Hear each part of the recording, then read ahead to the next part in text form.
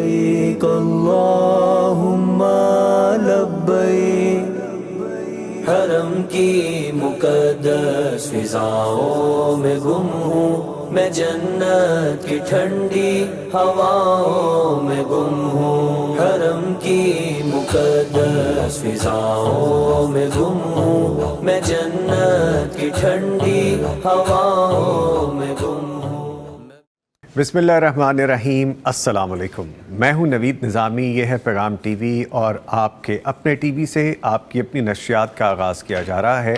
آج سے ہماری ٹرانسمیشن، جیسا کہ آپ دیکھ رہے ہیں، دنیا کے 10 عظیم ترین دن، 10 blessed days، even 10 blessed nights یہ بھی ہوں گی۔ اب یہ سلسلہ ہے 10 عظیم ترین دنیا کے دنوں کا، اور ان دنوں میں ہم بتائیں گے آپ کو، ہم بات کریں گے، ہم چیزوں کو آپ کے سامنے رکھیں گے، ان باتوں کو یاد کریں گے جو دین اسلام کی تاریخ میں ہے، جو دین اسلام کی اصل روح ہے، قربانی کے حوالے سے، حج کے حوالے سے، مناسک حج کے حوالے سے، ان تمام باتوں کے حوالے سے ہم ان 9 سے 10 دنوں میں جب تک حج پرفارم کیا جائے گا، حج کی ادائیگی ہوگی، ہم اس پہ گفتگو کریں گے۔ اسی حوالے سے آپ کے سوالات اور جوابات کو بھی ہم لائیو ٹرانسمیشن میں شامل کریں گے۔ ٹرانسمیشن کا وقت اسی طرح سے ہے جیسے صبح وطن کا ٹائم ہوا کرتا ہے، صبح 10 سے 12 بجے تک، اسی طرح ٹرانسمیشن 10 سے 12 بجے تک چلا کرے گی۔ آپ اس میں لائیو شرکت کر سکا کریں گے۔ ہمارا وہی جو موضوع ہے ان 10 دنوں میں چلے گا، 9 دنوں میں چلے گا۔ عید سے ایک دن پہلے تک ہم آپ کے ساتھ رہیں گے، اور انشاءاللہ تعالی حج کی ادائیگی والے دن جو ہم آپ کے ساتھ ہوں گے اس کا وقت 1-2 گھنٹے زیادہ ہوگا۔ حج کی ادائیگی، خطبہ حج اور مناسک حج کے حوالے سے اس دن لائیو ٹرانسمیشن بھی آپ کو دکھائی جائے گی، براہ راست مناظر وہاں سے دکھائے جائیں گے، روح پرور مناظر ہوں گے، اور ان 9 دنوں میں بھی ہم ایسی ہی لائیو نشریات، وہاں پہ ہمارے جو معزز مہمان ہمارے ساتھ یہاں پہ موجود ہوتے ہیں، ان کو سعادت حاصل ہوئی ہے حج کی ادائیگی کے حوالے سے، جو لوگ وہاں پہ موجود ہوں گے ان کو بھی ہم لائیو شامل کیا کریں گے۔ آپ اس طرح سے اپنے ذہن کو بنا لیجئے کہ ان چند دنوں میں جو کہ 10 اہم ترین دن ہیں، ان میں آپ نے عبادات کیا کرنی ہے، ان میں آپ نے کون سے ایسے کام کرنے ہیں۔ قربانی کے حوالے سے اگر کوئی سوالات آپ کے ذہن میں ہیں تو آپ ہم سے پوچھ سکتے ہیں۔ اس کے علاوہ اگر کوئی ایسی چیزیں جو آپ کے ذہن میں ہیں کہ حج کی ادائیگی کے ساتھ ساتھ حج کی اقسام کون کون سی ہیں، کس طرح کے کتنے حج ہیں، ان کو کس طرح ادا کیا جاتا ہے، ان کا وقت کتنا ہوتا ہے، کتنا ٹینور درکار ہوتا ہے، اس کے ساتھ ساتھ جو ذہن میں سوالات آتے ہیں کہ ہم قربانی نہیں کر سکتے، جیب اجازت نہیں دے رہی، کچھ لوگ قرض لے کے بھی قربانی کا اہم فریضہ سر انجام دیتے ہیں، کچھ لوگ سال بھر اس کی چھوٹی رقم کی صورت میں ایک بڑی رقم اکٹھی کرتے ہیں، سب کے اپنے اپنے ارادے ہیں، اور کچھ کو اللہ تعالیٰ نے اس طرح سے نوازا ہے کہ وہ ڈھیروں قربانیوں کے جانور اکٹھے کرتے ہیں اور اللہ تعالیٰ کی بارگاہ میں ان کو پیش کرتے ہیں، اور ان کا جذبہ جاتا ہے، نیت جاتی ہے۔ ایسی بہت سی باتیں ہم اپنی اس ٹرانسمیشن میں کریں گے۔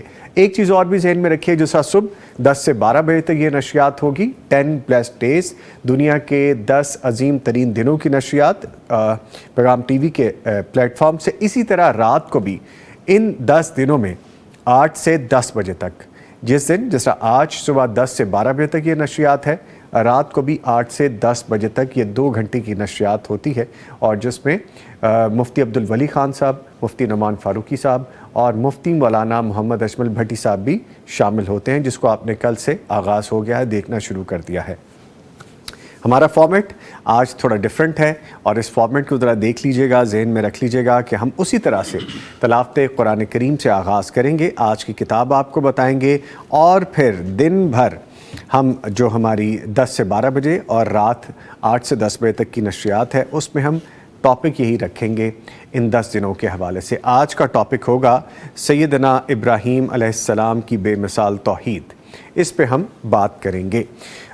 ہمارے ساتھ قاری موجود ہیں، قاری صاحب آپ کے جانے پہچانے قاری صاحب ہیں، پیغام ٹیلی ویژن، پیغام ٹی وی کے مستقل رکن ہیں، اور ہماری مسجد کے امام بھی ہیں، ان کے پیچھے ہم نماز کی ادائیگی بھی کرتے ہیں۔ خوبصورت ان کا انداز ہے تلاوت قرآن کریم کا۔ موجود ہیں قاری محمد عمران سلفی صاحب۔ قاری صاحب السلام علیکم۔ السلام ورحمۃ اللہ۔ قاری صاحب آنکھیں تو آپ کی پیاری ہیں ہی ہیں ماشاءاللہ، اللہ نے آپ کو دل بھی پیارا دیا اور آواز بھی پیاری دی ہے ماشاءاللہ ماشاءاللہ۔ قاری صاحب ہمارے ساتھ ہیں جی، اور چند ایک چیزیں اور آپ کے سامنے رکھ دیں کہ ہماری یہ نشریات بھی آپ تک پہنچانے کے لیے ہمیں تعاون حاصل ہے دارالسلام انٹرنیشنل کا، سلوہ بناسپتی اینڈ کوکنگ آئل کا، نعمت banaspati and cooking oil, Hussain Habib trading private limited, ان تمام کے تعاون سے ہماری یہ نشریات آپ تک پہنچائی جا رہی ہیں۔ اس کے ساتھ ساتھ اگر آپ کال کرنا چاہیں، قربانی اور حج کے متعلق اپنے مسائل جاننا چاہیں، کوئی سوالات آپ کے ذہن میں آ رہے ہیں، جیسے آپ یوٹیوب کے لائیو لنک پہ بھی ہمیں سوالات بھیجتے ہیں، یہاں پہ بھی اپنی رائے سے آگاہ کرتے ہیں۔ اسی طرح اگر آپ لائیو شامل ہونا چاہتے ہیں تو ہمارا نمبر اب تک آپ کو یاد ہو چکا ہے، میں دہرائے دیتا ہوں، 042111700 یعنی 042111700 اور 000۔ اس پہ آپ ڈائل کیجئے، ہم سے لائیو بات کیجئے۔ بات کرتے ہوئے گزارش میری آپ سے روزانہ کی طرح مؤدبانہ عاجزانہ یہی ہوتی ہے کہ آپ جب بھی کال کریں تو ٹی وی کی آواز، ٹی وی کا والیوم بند کر لیا کریں، مختصر بات کریں تاکہ زیادہ سے زیادہ لوگ شامل ہو سکیں، اور آج کے موضوع کے حوالے سے ہی آپ گفتگو کریں اور اس میں اپنا بھی اور دوسروں کا بھی فائدہ ہوگا۔ چلتے ہیں قاری صاحب کی جانب، گزارش کرتے ہیں تلاوت قرآن کریم سے آغاز کیجئے قاری صاحب۔ اعوذ باللہ من الشیطان الرجیم،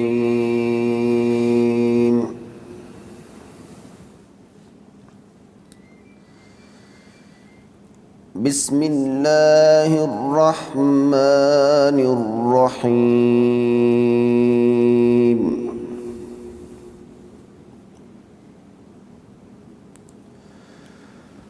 وَإِذْ قَالَ إِبْرَاهِيمُ لِأَبِيهِ آزَرَ أَتَتَّخِذُ أَصْنَامًا آلِهَةً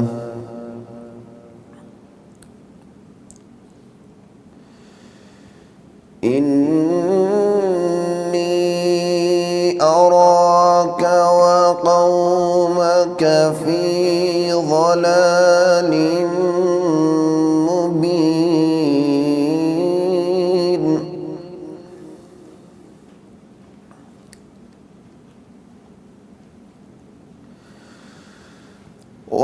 وكذلك نري إبراهيم ملكوت السماوات والأرض وليكون من الموقنين۔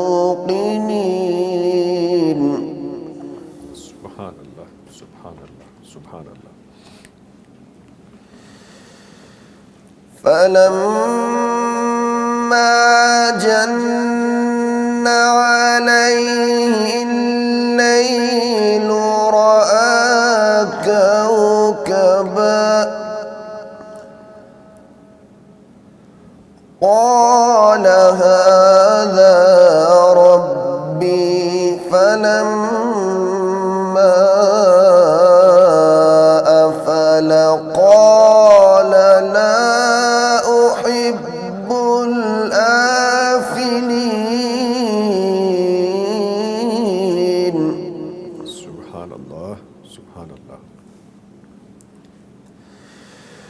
فلما رأى القمر بازغا قال هذا ربي، فلما أفل قال لئن لم يهدني ربي لأكونن من القوم الضالين۔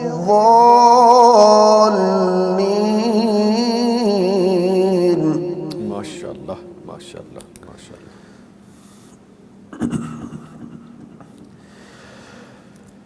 فلما رأى الشمس بازغة قال هذا ربي، هذا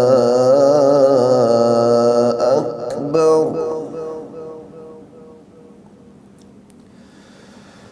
فلما أفلت قال يا قوم إني بريء مما تشركون۔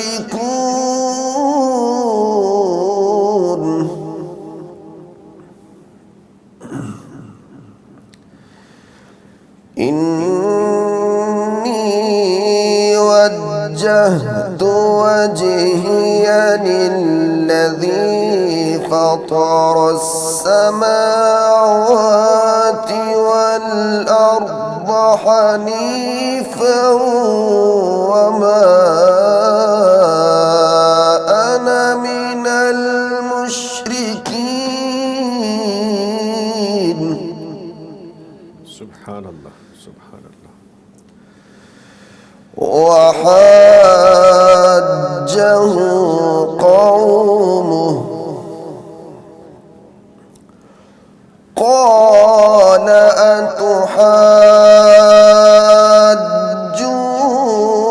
أتحاجوني في الله وقد هدان ولا أخاف ما تشركون به إلا أن يشاء ربي شيئا وسع ربي كل شيء علما أفلا تتذكرون.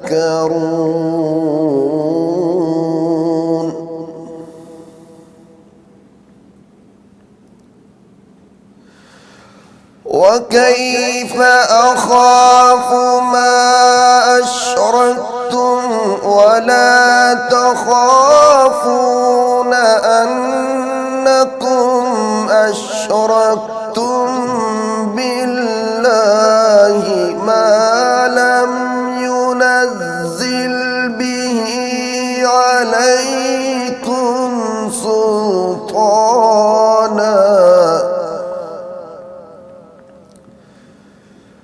فأي الفريقين أحق بالأمن إن كنتم تعلمون.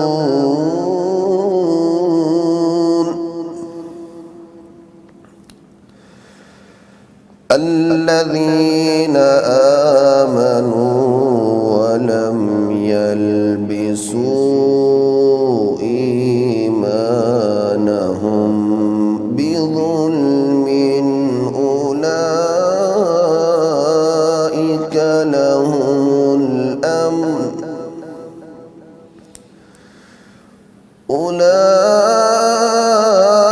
أولئك لهم الأمن وهم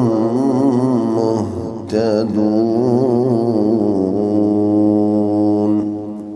صدق اللہ العظیم. ماشاء اللہ سبحان اللہ سبحان اللہ. جزاک اللہ قاری صاحب, اللہ تعالیٰ آپ کو جزائے خیر عطا فرمائے. یہ چند ایک لائنیں اس کے بارے میں اگر میں آپ سے گزارش کروں, خلاصہ یہی بن رہا تھا آج کے ٹاپک کے حوالے سے ہی, جس طرح تلاوت میں آپ ابھی جو قرآنی آیات ہمیں بتا رہی تھی, چند ایک لائنیں اس کے حوالے سے اگر آپ بتا دیں تو بڑا واضح ہو جائے گا. جی, اس میں اللہ رب العزت نے سیدنا ابراہیم علیہ السلام کی جو بصیرت ہے, جو فہم ہے, اور جو ان کا دعوت توحید کا ایک طریقہ ہے, اس کا اللہ نے بیان فرمایا ہے. اصل میں اس دور میں ابراہیم علیہ السلام کو جب اللہ تعالیٰ نے نبوت سے سرفراز فرمایا تو وہ قوم مختلف گمراہیوں میں, شرک میں مبتلا تھی. کوئی سورج کی پوجا کرتا تھا, کوئی ستاروں کی, ہزاروں خداؤں کو پوجتے تھے اس وقت. بالکل. تو ابراہیم علیہ السلام نے ایک اپنی بصیرت کے حساب سے ان کو سب سے پہلے یہ کہا کہ جی یہ جو ستارے ہیں نا, ان کو میں اپنا رب مانتا ہوں. نہیں. اور جب سورج طلوع ہوا, ستارے غائب ہو گئے, تو فرمایا کہ میں ایسی چیز کو رب نہیں مان سکتا جو اپنا وجود باقی نہ رکھ سکے. ہاں جی, انہوں نے آواز بلند کی. آواز بلند کی بالکل. اور پھر اگلے دن وہ جو لوگ تھے جو چاند کے پجاری تھے, پھر کہا کہ جی میں چاند جو ہے نا یہ بڑا لگ رہا ہے ستاروں سے, تو یہ میرا رب ہے. اور جو چاند کے پجاری تھے وہ وقتی طور پہ خوش ہوئے کہ چلو ابراہیم علیہ السلام کسی بات پہ تو آ ہی گئے, اور جب چاند بھی اپنی منزل کو پہنچا تو ابراہیم علیہ السلام نے کہا کہ میں ایسی چیز کو اپنا رب نہیں مانتا جو اپنا وجود باقی نہ رکھ سکے. اور پھر جب سورج طلوع ہوا تو اللہ فرماتے ہیں کہ فلما رأى الشمس بازغة قال هذا ربی هذا اکبر. فرمایا کہ یہ جو سورج ہے نا یہ چاند اور ستاروں سے بھی بڑا ہے اور یہ میرا رب ہے. فلما افلت، اور جب سورج بھی غروب ہو گیا ختم ہو فرمایا کہ میں اپنی قوم کے جو شرک ہے نا اس سے بری ہوں. یہ چاند، یہ ستارے، یہ سورج، میں اس رب کو مانتا ہوں جس رب نے ان سب چیزوں کو پیدا کیا ہے. تخلیق کی ہے جس انی وجہت وجہی للذی فطر السماوات والارض. تو اس میں اللہ تعالیٰ نے سیدنا ابراہیم علیہ السلام کی دعوت توحید کا تذکرہ کیا ہے. الحمدللہ الحمدللہ. تو ماشاءاللہ، شکریہ جی. میں نے آپ کو تھوڑا مشکل میں ڈال دیا کیونکہ ان ایکسپیکٹڈ تھا، لیکن چونکہ ماشاءاللہ قاری صاحب پڑھاتے بھی ہیں، قرآن خوبصورت پڑھتے بھی ہیں، بچوں کو بھی پڑھا ہی رہے تھے اور ابھی جا کے پھر پڑھانا ہے آپ نے غالباً، تو ماشاءاللہ یہ ذمہ داری سر انجام دیتے ہیں. تو ہم نے اپنا فارمیٹ وہی رکھا کہ تھوڑا سا خلاصہ آپ تک پہنچا دیا جائے. آلدو کہ میں رات ہی یہ ساری ڈیٹیل پڑھ رہا تھا. آپ کو پتہ ہونی چاہیے جب آپ قرآن کریم کو سنتے ہیں پڑھتے ہیں، آپ کو سمجھ ہونی چاہیے، کیونکہ ہماری مدر لینگویج نہیں ہے عربک، تو ہمیں سمجھ نہیں آتی، لیکن ہمیں سیکھ لینا چاہیے. ایک ایک سطر کو ہی اگر ہم سیکھنا شروع کر دیں، ایک ایک آیت کو ہی سیکھنا شروع کر دیں، پڑھنا شروع کرتے ہیں، تو ہمیں بڑی چیزیں سمجھ لگیں گی اور یہ ہمارے اپنے فائدے کی ہیں، ہماری نسل کے فائدے کی ہیں، ہمارے معاشرے کے فائدے کی ہیں. لے جی ایک اور فائدے کی چیز آپ کو بتائیں. دیکھیں کارڈ پیارا نا ہمارا، یہ دیکھیں 10 blessed days، 10 عظیم، دنیا کے عظیم ترین دن. یہ کارڈ جو ہے آج، اس میں جو میرے پاس ڈیٹیل درج ہے یہ آج کی کتاب کے حوالے سے. اور کتاب کون سی ہے یہ دیکھیے، کتاب بھی بڑی خوبصورت ہے. یہ ہے تھوڑی white, although it's off white, لیکن چونکہ وہ چوکی ہو جاتا ہے وائٹ کلر تو وہ تھوڑا فلیشی نظر آتا ہے. ہم اس کو ابھی کلوز اپ کرتے ہیں. یہ دیکھیے جی، توحید کی آواز. توحید دین اسلام کی بنیاد ہے، اسی پر اسلام کی عمارت، اسی پر اسلام کی عمارت قائم ہے. اور میں پھر کہتا ہوں اسی پہ اسلام کی عمارت قائم ہے توحید کے حوالے سے. اور توحید کو سمجھنا ایک انسان کے لیے اتنا ہی ضروری ہے جیسے سانس لینا. توحید کے موضوع پر ایک جامع کتاب آپ کے سامنے ہے جس میں بر صغیر میں توحید کے متعلق پیدا ہونے والے شبہات کا جواب بھی دیا گیا ہے اور توحید کو واضح کر کے انبیاء کرام علیہم السلام کے مشن کی آبیاری بھی کی گئی ہے. سیدنا ابراہیم علیہ السلام کی مبارک زندگی کا اہم درس توحید ہے اور اس کتاب میں توحید کے تمام پہلوؤں اور اقسام کو بیان کیا گیا ہے. اچھا، یہ کتاب اگر آپ حاصل کرنا چاہتے ہیں تو دارالسلام کے تمام شو رومز پہ، تمام آؤٹ لیٹس پہ یہ اویلیبل ہے، دستیاب ہے. فزیکلی آپ وہاں سے جا کے حاصل کر سکتے ہیں. اور اگر آپ اس کو آن لائن آرڈر کرنا چاہتے ہیں تو darussalam.pk پہ جائیے، آرڈر پلیس کیجئے اور یہ کتاب آپ کو حاصل ہو جائے گی. جب بھی کتاب میرے ہاتھ میں آتی ہے اس کو کھول کے دیکھیں تو اتنی خوبصورت اس کی پرنٹنگ، اتنا خوبصورت اس کا کلر کی تھیم اندر نظر آتی ہے. چونکہ وائٹ ہے اگین، شاید آپ کو اس طرح سے نظر نہ آئے، لیکن بہت خوبصورت کتاب ہے. اور اوپر اس کے باقاعدہ آپ دیکھیں خانہ کعبہ کا عکس بھی دکھایا گیا ہے ہر پیج کے اوپر. سو یونیک ہوتی ہیں کتابیں دارالسلام کی، اور ان میں ایک اپنی انفرادیت یہ ہوتی ہے کہ کوالٹی پہ کمپرومائز نہیں کیا جاتا اور اس کے ساتھ ساتھ انٹرسٹ ڈیولپ رکھتا ہے یہ قاری پڑھنے والے کا کہ جو اس کو پڑھے تو وہ انہماک سے پڑھے بھی اور اس کا انٹرسٹ اس میں قائم رہتا ہے. یہ دیکھیں جی، خوبصورت کتاب توحید کی آواز. اور یہ کتاب مسلم لائبریری کا خوبصورت ایڈیشن، اس کو ہم یہاں پہ رکھتے ہیں اور یہ ساری گفتگو جاری رہے گی.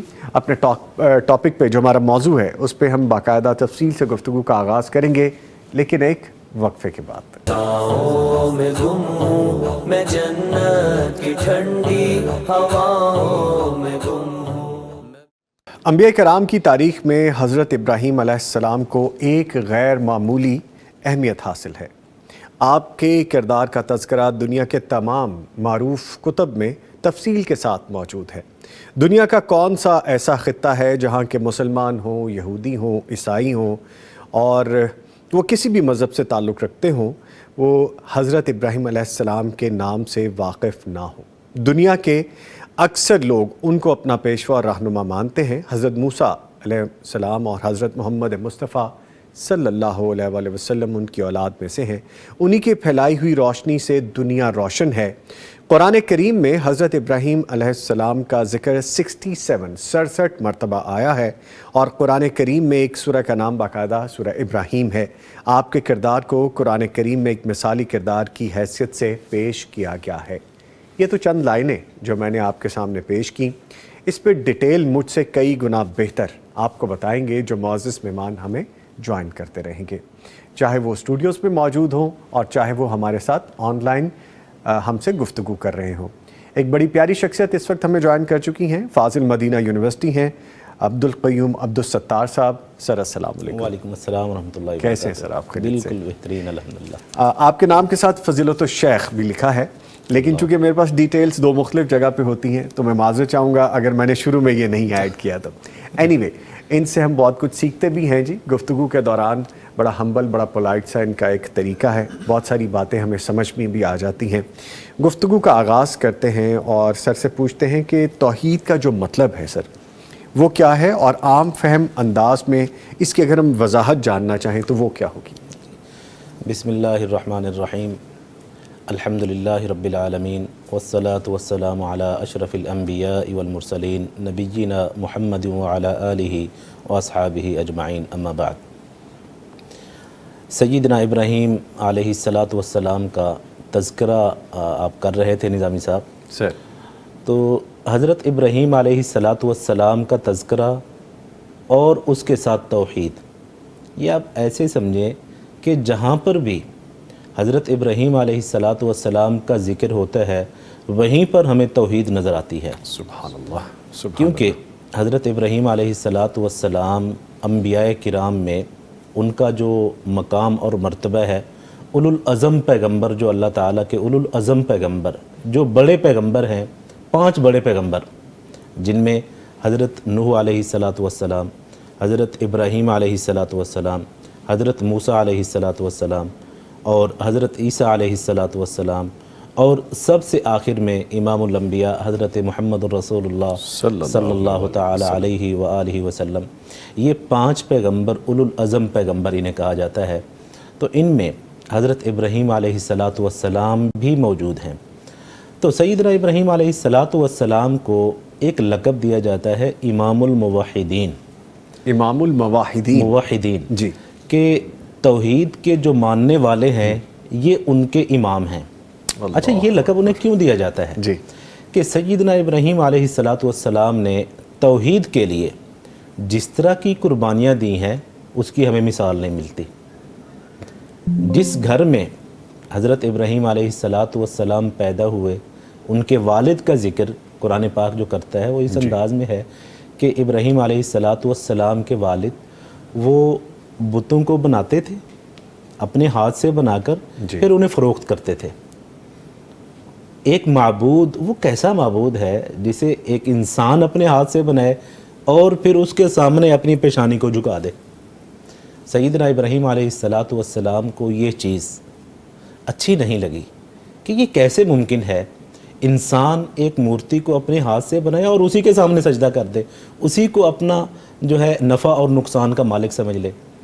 तो इब्राहीम अच्छा, तौहीद जो है इब्राहीम अलैहिस्सलातु वस्सलाम की तौहीद का हम जिक्र कर रहे हैं जी। तौहीद इंसान की फितरत में भी शामिल है, फितरी तौर पे जी। ये इंसान के अंदर शामिल है कि वो इस तरह की चीज़ों को तस्लीम ही नहीं करता कि ये कैसे मुमकिन है एक मूर्ति, एक पत्थर को इंसान अपने हाथों से बनाए और फिर उसी मूर्ति और पत्थर को ये समझ ले कि यही मेरे नफ़ा और नुकसान की मालिक भी है।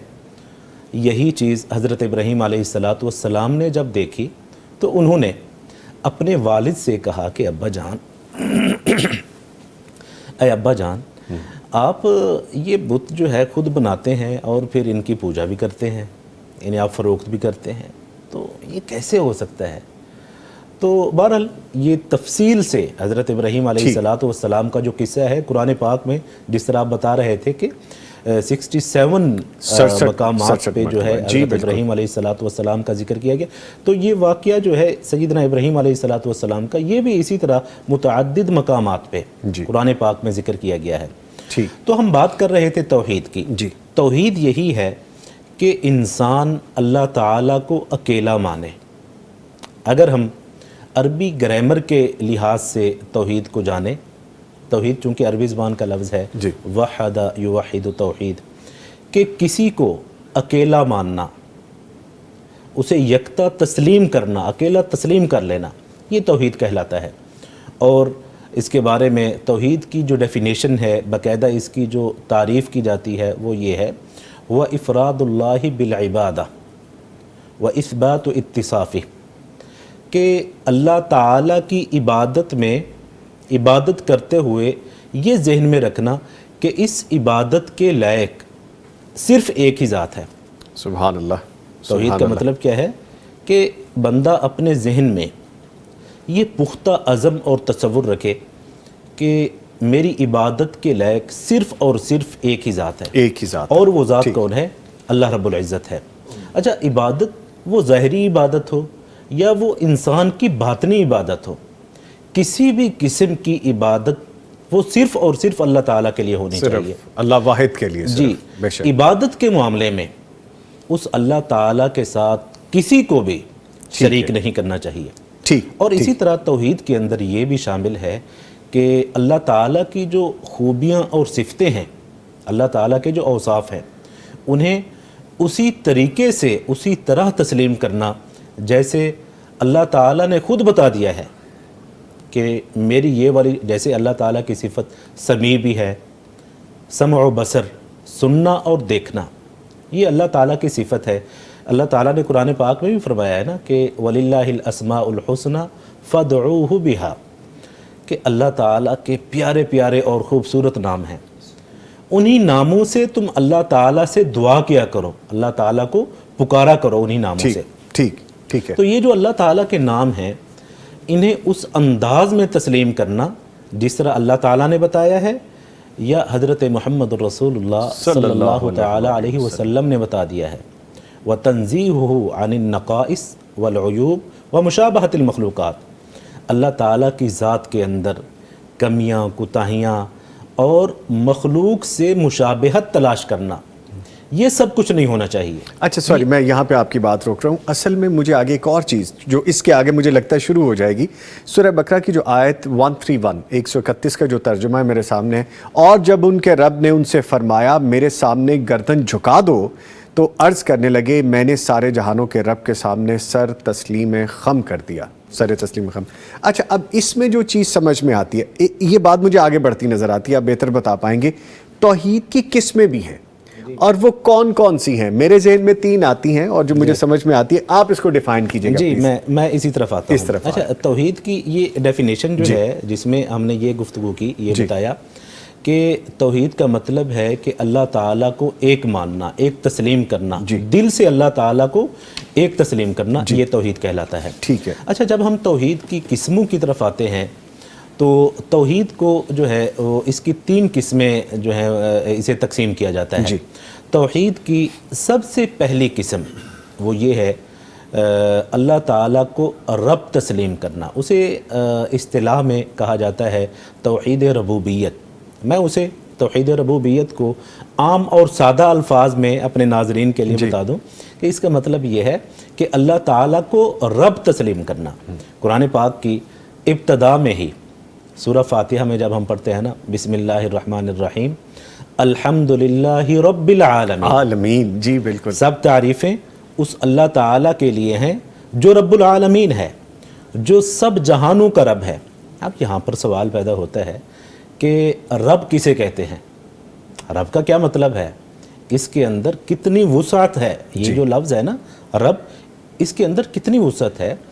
تو توحید ربوبیت جو ہے کہ اللہ تعالیٰ کو رب تسلیم کرنا, اس کے اندر بنیادی طور پہ یہ چیز ہے کہ ہم اللہ تعالیٰ کو اپنا خالق تسلیم کریں. ہمیں اور اس ساری کائنات کا جو خالق ہے, اسے پیدا کرنے والا ہے, وہ اللہ تعالیٰ ہے. اور اس اللہ تعالیٰ کی صفت میں یہ جو ہے نا اللہ تعالیٰ کی صفت خلق, اللہ تعالیٰ نے قرآن پاک میں فرمایا حل من خالق غیر اللہ, کیا تمہیں اللہ تعالیٰ کے علاوہ بھی کوئی ایسی ذات نظر آتی ہے جو خالق ہو؟ کوئی ذات نہیں ایسی جو خالق ہو. الا لہ الخلق والامر, کہ یہ جو صفت خلق ہے نا, پیدا کرنا, یہ اللہ تعالیٰ کی خوبی ہے. تو توحید ربوبیت کے اندر سب سے پہلی چیز یہ ہے کہ انسان تسلیم کرے کہ میرا انسانیت کا اور اس سارے جہان کا جو پیدا کرنے والا ہے وہ اللہ تعالیٰ ہے. سوری میں آپ کی بات یہاں پہ چک رہا ہوں, مجھے یہاں پہ ایک بریک لینی ہے, میں بڑی دیر سے اس کو روکے ہوا تھا. اس کو ہم کمپلیٹ کریں گے لیکن ایک چھوٹا سا وقفہ لیں گے, اور میں یہاں پہ شکریہ ادا کروں گا قاری محمد عمران سلفی صاحب کا. قاری صاحب بہت شکریہ, آپ تشریف لائے. ہمیں پتہ ہے کہ آپ کی انگیجمنٹ تھی, بڑے ضروری آپ کو وہاں پہ پہنچنا ہے, اور بچے انتظار کر رہے ہوں گے کہ ابھی قاری صاحب آئیں گے ہمیں پڑھائیں گے. بہت شکریہ, آپ تشریف لائے. جی گفتگو جاری ہے, اور بریک کے بعد ایک اور معزز مہمان ہمیں جوائن کرنے والے ہیں. یہ جملہ بھی ان کا کمپلیٹ کرنا ہے, اس بات کو ہم نے کمپلیٹ کرنا ہے ابھی جو عبد القیوم صاحب فرما رہے تھے. ملتے ہیں ایک چھوٹے سے وقفے کے بعد. توحید کی قسمیں کون کون سی ہیں, اور تینوں اقسام کے حوالے سے ہم بات کر رہے تھے. اس کو کمپلیٹ کرنے سے پہلے ایک بڑی پیاری اور قداور شخصیت ہمیں جوائن کر چکی ہیں. ان کے آنے سے ہم بہت کچھ سیکھتے ہیں, مجھے بہت اچھا لگتا ہے, آپ ان کو سن کے بڑا خوش ہوتے ہیں, اور ان کے بتائے ہوئے جو دین کے راستے ہیں, جو قرآن و سنت کے راستے ہیں, ان پہ عمل کرنے کی کوشش بھی کرتے ہیں, اور کرنی بھی چاہیے. کائنڈلی میری آئی ایف بھی بند کر دیجئے. اور ہیں کون ہمارے ساتھ, میں آپ کو تعارف کرواتا چلوں. ہمارے ساتھ اس وقت موجود ہیں فاضل مدینہ یونیورسٹی پروفیسر محمد سعید کلیروی صاحب. پروفیسر صاحب السلام علیکم. سر کیسے ہیں آپ, خیریت سے؟ تھوڑا مشکل ہوا پہنچنے میں, لیکن الحمدللہ پہنچ گئے, کیونکہ شہر بھر کے حالات بھی کچھ ایسے ہیں, چاہے وہ ایگزٹ کے ہوں, انٹر کے ہوں, انٹر سٹیز میں ہوں, یا شہر کے اندرونی راستے, سب پہ کوئی نہ کوئی کام جاری ہے. بڑی مشکل سے ہوتا ہے چمن میں دیدہ ور پیدا. الحمدللہ پیدا ہو گیا جی, الحمدللہ. ٹھیک ہے جی, میں سر سے یقیناً گفتگو کروں گا. سر آپ کمپلیٹ کر لیجئے اپنی بات, پھر ہم آگے بڑھیں گے. تو توحید کی قسموں کے حوالے سے میں گزارش کر رہا تھا. توحید کی جو سب سے پہلی قسم ہے وہ ہے توحید ربوبیت. ربوبیت کا مطلب یہ ہے کہ اللہ تعالیٰ کو رب تسلیم کرنا, یعنی کہ اللہ تعالیٰ کو اپنا خالق تسلیم کرنا. ہمیں پیدا کرنے والا اور اس ساری کائنات کو جو پیدا کرنے والا ہے وہ اللہ تعالیٰ ہے, یہ تسلیم کر لینا. اچھا, اس میں کچھ لوگ جو ہے وہ یہ اعتراض اٹھاتے ہیں کہ انسان نے بھی تو بڑی بڑی چیزیں پیدا کر لی ہیں نا. انسان نے ایٹم بم بنا دیا ہے, ہوائی جہاز بنا دیا ہے, یہ گاڑیاں بنا دی ہیں, اور اتنی ساری چیزیں بنا دی ہیں. تو اس کے لیے ہم یہ کہیں گے کہ دیکھیے, انسان نے جو کچھ بنایا ہے نا, وہ اللہ تعالیٰ کی بنائی ہوئی چیزوں کو جوڑ کے اس نے کچھ بنا دیا ہے. جو اللہ تعالیٰ کی بنائی گئی چیز ہے نا, انہیں جوڑا اور کچھ نہ کچھ بنا دیا. انسان نے جو کچھ بنایا ہے وہ اس انداز میں ہے. اللہ تعالیٰ نے جو چیزیں پیدا کی ہیں نا, ایسی چیزیں جن کا پہلے کوئی وجود ہی نہیں تھا, مٹی, پانی, ہوا, ٹھیک ہے نا, یہ اللہ تعالیٰ کی تخلیق ہے. انسان یہ اللہ تعالیٰ کی تخلیق ہے. یہ سارا جو نظام ہے, یہ ساری جو کائنات ہے, درخت ہیں, آسمان ہے, ٹھیک ہے, اور سورج, چاند, ستارے, یہ ساری چیزیں ان کا پیدا کرنے والا اللہ تعالیٰ ہے. تو کیا یہ ساری چیزیں جو اللہ تعالیٰ نے بنائی ہیں, ان میں اللہ تعالیٰ کا کوئی شریک ہو سکتا ہے؟ نہیں ہو سکتا. اللہ تعالیٰ اکیلا ہے. اور اسی طرح یہ تسلیم کرنا توحید ربوبیت کے اندر یہ بھی شامل ہے کہ اللہ تعالیٰ کو اپنا مالک تسلیم کرنا, کہ ہم سب کا مالک, اس ساری کائنات کا جو مالک ہے وہ بھی اللہ تعالیٰ ہے. اور پھر اللہ تعالیٰ کو مدبر تسلیم کرنا. مدبر کا مطلب یہ ہے کہ یہ نظام جو ہے کائنات کا, اسے چلانے والا وہ بھی اکیلا اللہ تعالیٰ ہے. یہ توحید ربوبیت ہے. اور توحید کی جو دوسری قسم ہے, سوری میں آپ کی بات کاٹ رہا ہوں, مجھے لگتا ہے اس قسم کو بتاتے بتاتے اس بات کو ڈسکس کرتے کرتے بہت ساری کالز بھی آتی رہیں گی ہمیں ساتھ, وہ شامل کرتے رہیں گے. ٹھیک ہے جی, آج کی اس ٹرانسمیشن کے پہلے کالر ان کو شامل کرتے ہیں. جی السلام علیکم. ہمارے ساتھ موجود ہیں ذوالقرنین حیدر صاحب حافظ آباد سے. ذوالقرنین صاحب بہت شکریہ آپ نے کال کی ہے, پوچھیے کیا سوال ہے آپ کا. میرا نظام صاحب سوال ہے کہ قربانی کے گوشت کا سنت کے مطابق کیسے تقسیم کیا جاتا ہے, اس کا طریقہ پوچھنا ہے. جی ٹھیک ہے, بہت شکریہ آپ نے کال کی, میں بھی جواب لیتا ہوں. پروفیسر صاحب سے گزارش ہے سر, سوال آتے رہیں گے, جواب ادھر سے ملتے رہیں گے. انشاءاللہ. سب سے پہلی گزارش جو یہ ہے کہ اللہ تعالیٰ نے فرمایا کہ لن ینال اللہ لحومها ولا دماؤها ولکن ینال التقوی منکم. قربانی کرنے والا جو بزرگ ہے, وہ ماں, بہن, بیٹی ہے, مذکر ہے, مؤنث ہے, کوئی بھی بزرگ ہے, تو اللہ نے اشارہ فرمایا اس کا گوشت اور خون کی ہمیں کوئی ضرورت نہیں ہے. ہمیں تو اس کا تقوی, پرہیزگاری, جو آپ کا اخلاص ہے للہ سبحانہ اللہ, وہ ہمیں ملتا ہے. ایک مزاحیہ طور پر ایک بندے نے بات ایسی کی کہ جب قربانی ذبح ہوتی ہے وہ خون تو زمین جذب کر جاتی ہے، کھال کوئی بزرگ لے جاتا ہے، ران آپ روسٹ کروا لیتے ہیں، تو بتاؤ اللہ کو کیا ملا؟ اللہ کو کیا ملا؟ تو لن ینال اللہ لحومها ولا دم ولا، اصل معاملہ یہ مشرکین عرب بھی قربانی کرتے تھے، جی، اور وہ گوشت جو ہے کعبۃ اللہ کی دیوار کے ساتھ رکھ دیتے، اور خون جو ہے وہ بھی در و دیوار جو کعبہ اس پہ وہ لگا دیتے۔ اس پر اللہ نے تنقید کرتے فرمایا خون اور گوشت میں ضرور، ہمیں تو آپ باندھتے ہی نہیں، میرے مقابلے 360 ہم نے بزرگ اور بت بنا کر رکھے ہوئے ہیں۔ تو جو سوال بھائی نے کیا وہ یہ ہے کہ قربانی پہلے اخلاء ہو گئی ہے، جی، اب اس میں یہ ہے کہ آپ یتیم و مسکینوں کا حق ہے اس تک بھی پہنچائیں، احسان نہیں ہے، بلکہ میں سمجھتا ہوں کہ اگر آپ زیادہ سے زیادہ دیں تو یہ بہت بڑی بات ہے۔ میں ایک یہاں بات شیئر کر سکتا ہوں، میں 10 سال میرپور شہر میں رہا ہوں، جی، آزاد یونیورسٹی میں پڑھاتا رہا ہوں۔ وہاں ایک میرے دوست ہیں، انہوں نے کہا جی آج کھانا آپ نے ہمارے ساتھ کھانا ہے، اور میں نے کہا یار قربانی کرنی ہے۔ تو اس وقت ہم بچے چھوٹے تھے، الگ تھے، وہ یونیورسٹی میں رہتے رہے، وہ کہنے لگے چلو قربانی کر کے آ جانا۔ ہم قربانی کر کے جب میں آیا تو اس نے مرغ اور آلو پکائے ہوئے، عید قربان پہ، عید قربان، عید الاضحیٰ پہ۔ عید الاضحیٰ پہ، ظاہر تعجب والی بات تھی، یار آج بھی آپ نے آلو گوشت کھانا ہے اور دوسرا جو اور چکن مرغا ہی کھانا ہے، جی، اگرچہ وہ دیسی تھا۔ وہ کہنے لگے 2 بکرے کی ہیں، 1 بوٹی بھی گھر نہیں رکھی، ماشاء اللہ، سب بانٹتی ہے، سب کو کوئی چیز نہیں رکھی ہے، کل کو کریں گے تو تھوڑا بہت رکھ، سارا سال کھاتے ہیں۔ یہ جذبہ بھی ہونا چاہیے کہ اگر آپ گاڑی میں بیٹھ کر کہ غریب مسکین کے گھر جائیں، اس کو گوشت آپ دیں، آپ کا سٹیٹس بھی بڑھے گا، رب القبول شرف قبولیت بھی ملے گی، ٹھیک۔ اور گوشت بھی آپ تقسیم کریں، اچھا، کچھ کھائیں کچھ رکھیں کچھ دیں۔ اچھا پروفیسر صاحب، جو کہا جاتا ہے کہ 3 حصے کر دیں، گھر کے لیے، ایک رشتہ داروں کے لیے، غریبوں کے لیے، کیا یہ بات ٹھیک یہ ہے؟ ایک خاص سادی منصوبہ بندی ہے، اس میں کوئی مسئلہ نہیں۔ اچھا، سادی منصوبہ، جیسے آپ کریں اگر سنت طریقے کے مطابق سب بھی بانٹ دیا جائے ہاں وہ بھی تو اللہ وہ کی اجر عظیم ہے اس کا، ٹھیک ہے، یعنی تھوڑا رکھیں، زیادہ کچھ رکھ لیں، کو بانٹیں، لیکن فریج نہ بھریں، جی، باقاعدہ فریزر خریدے جاتے ہیں اس موقع پہ کہ جی فریز کریں گے بلکہ اس میں کچھ لوگ پھر اس میں ایک مزاحیہ پیش کرتے ہیں، بکرا اس کے اندر ہوتا ہے، یار مجھے اس کے سے نکال لو، کئی ماہ تک چلتا ہے پھر وہ، ٹھیک ہے، ٹھیک ہے سر، آپ کمپلیٹ کیجئے جی۔ اچھا، میں توحید کی جو دوسری قسم ہے جی، اور جو بہت ہی اہم قسم ہے، جسے توحید الوہیت کہا جاتا ہے۔ توحید الوہیت کا مطلب یہ ہے کہ اللہ تعالیٰ کو اپنا معبود سمجھنا۔ معبود کا مطلب کہ ہم نے عبادت صرف اور صرف اللہ تعالیٰ کی کرنی ہے، اور عبادت اپنی تمام اقسام کے ساتھ، وہ ظاہری عبادات ہوں، وہ باطنی عبادات ہوں، وہ خشوع و خضوع ہو، وہ جھکنا ہو، وہ سجدہ کرنا ہو، وہ رکوع کرنا ہو، وہ نماز پڑھنی ہو، قیام کرنا ہو، توکل کرنا ہو، یا جتنی بھی عبادات ہیں یہ سب کی سب صرف اور صرف اللہ تعالیٰ کے لیے ہی کی جائیں، یہ توحید الوہیت ہے۔ اور اسی کے لیے اللہ تعالیٰ نے قرآن کریم میں ارشاد فرمایا، یا ایھا الناس اعبدوا ربکم الذی خلقکم، اے لوگو اپنے اس رب کی عبادت کرو جس نے تمہیں پیدا کیا ہے۔ اچھا، اس آیت میں اللہ تعالیٰ نے جو توحید ربوبیت ہے کہ اللہ کی عبادت کرو کیونکہ اس نے تمہیں پیدا کیا ہے، وہ تمہارا رب ہے، توحید ربوبیت کا حوالہ دے کے اللہ تعالیٰ نے فرمایا کہ وہ تمہارا رب ہے، اسی لیے تم اس کی عبادت کرو۔ ٹھیک ہے، سوری آپ کو پھر میں روک رہا ہوں، یہ چلتا رہے گا سلسلہ کیونکہ لائیو کالز ہیں۔ جی، ایک اور کالر ہے ہمارے ساتھ، السلام علیکم۔ جی السلام علیکم۔ عاطف صاحب لاہور سے کال کر رہے ہیں۔ عاطف صاحب شکریہ آپ نے کال کی ہے، پوچھیے کیا سوال ہے آپ کا؟ صرف سر یہ پوچھنا ہے کہ بے نمازی قبول ہوتی ہے؟ بے نمازی کی قربانی قبول ہوتی ہے آپ کہہ رہے ہیں؟ جی جی ٹھیک ہے، شکریہ آپ نے کال کی، میں جواب لیتا ہوں۔ پروفیسر صاحب فرمائیے اس حوالے سے۔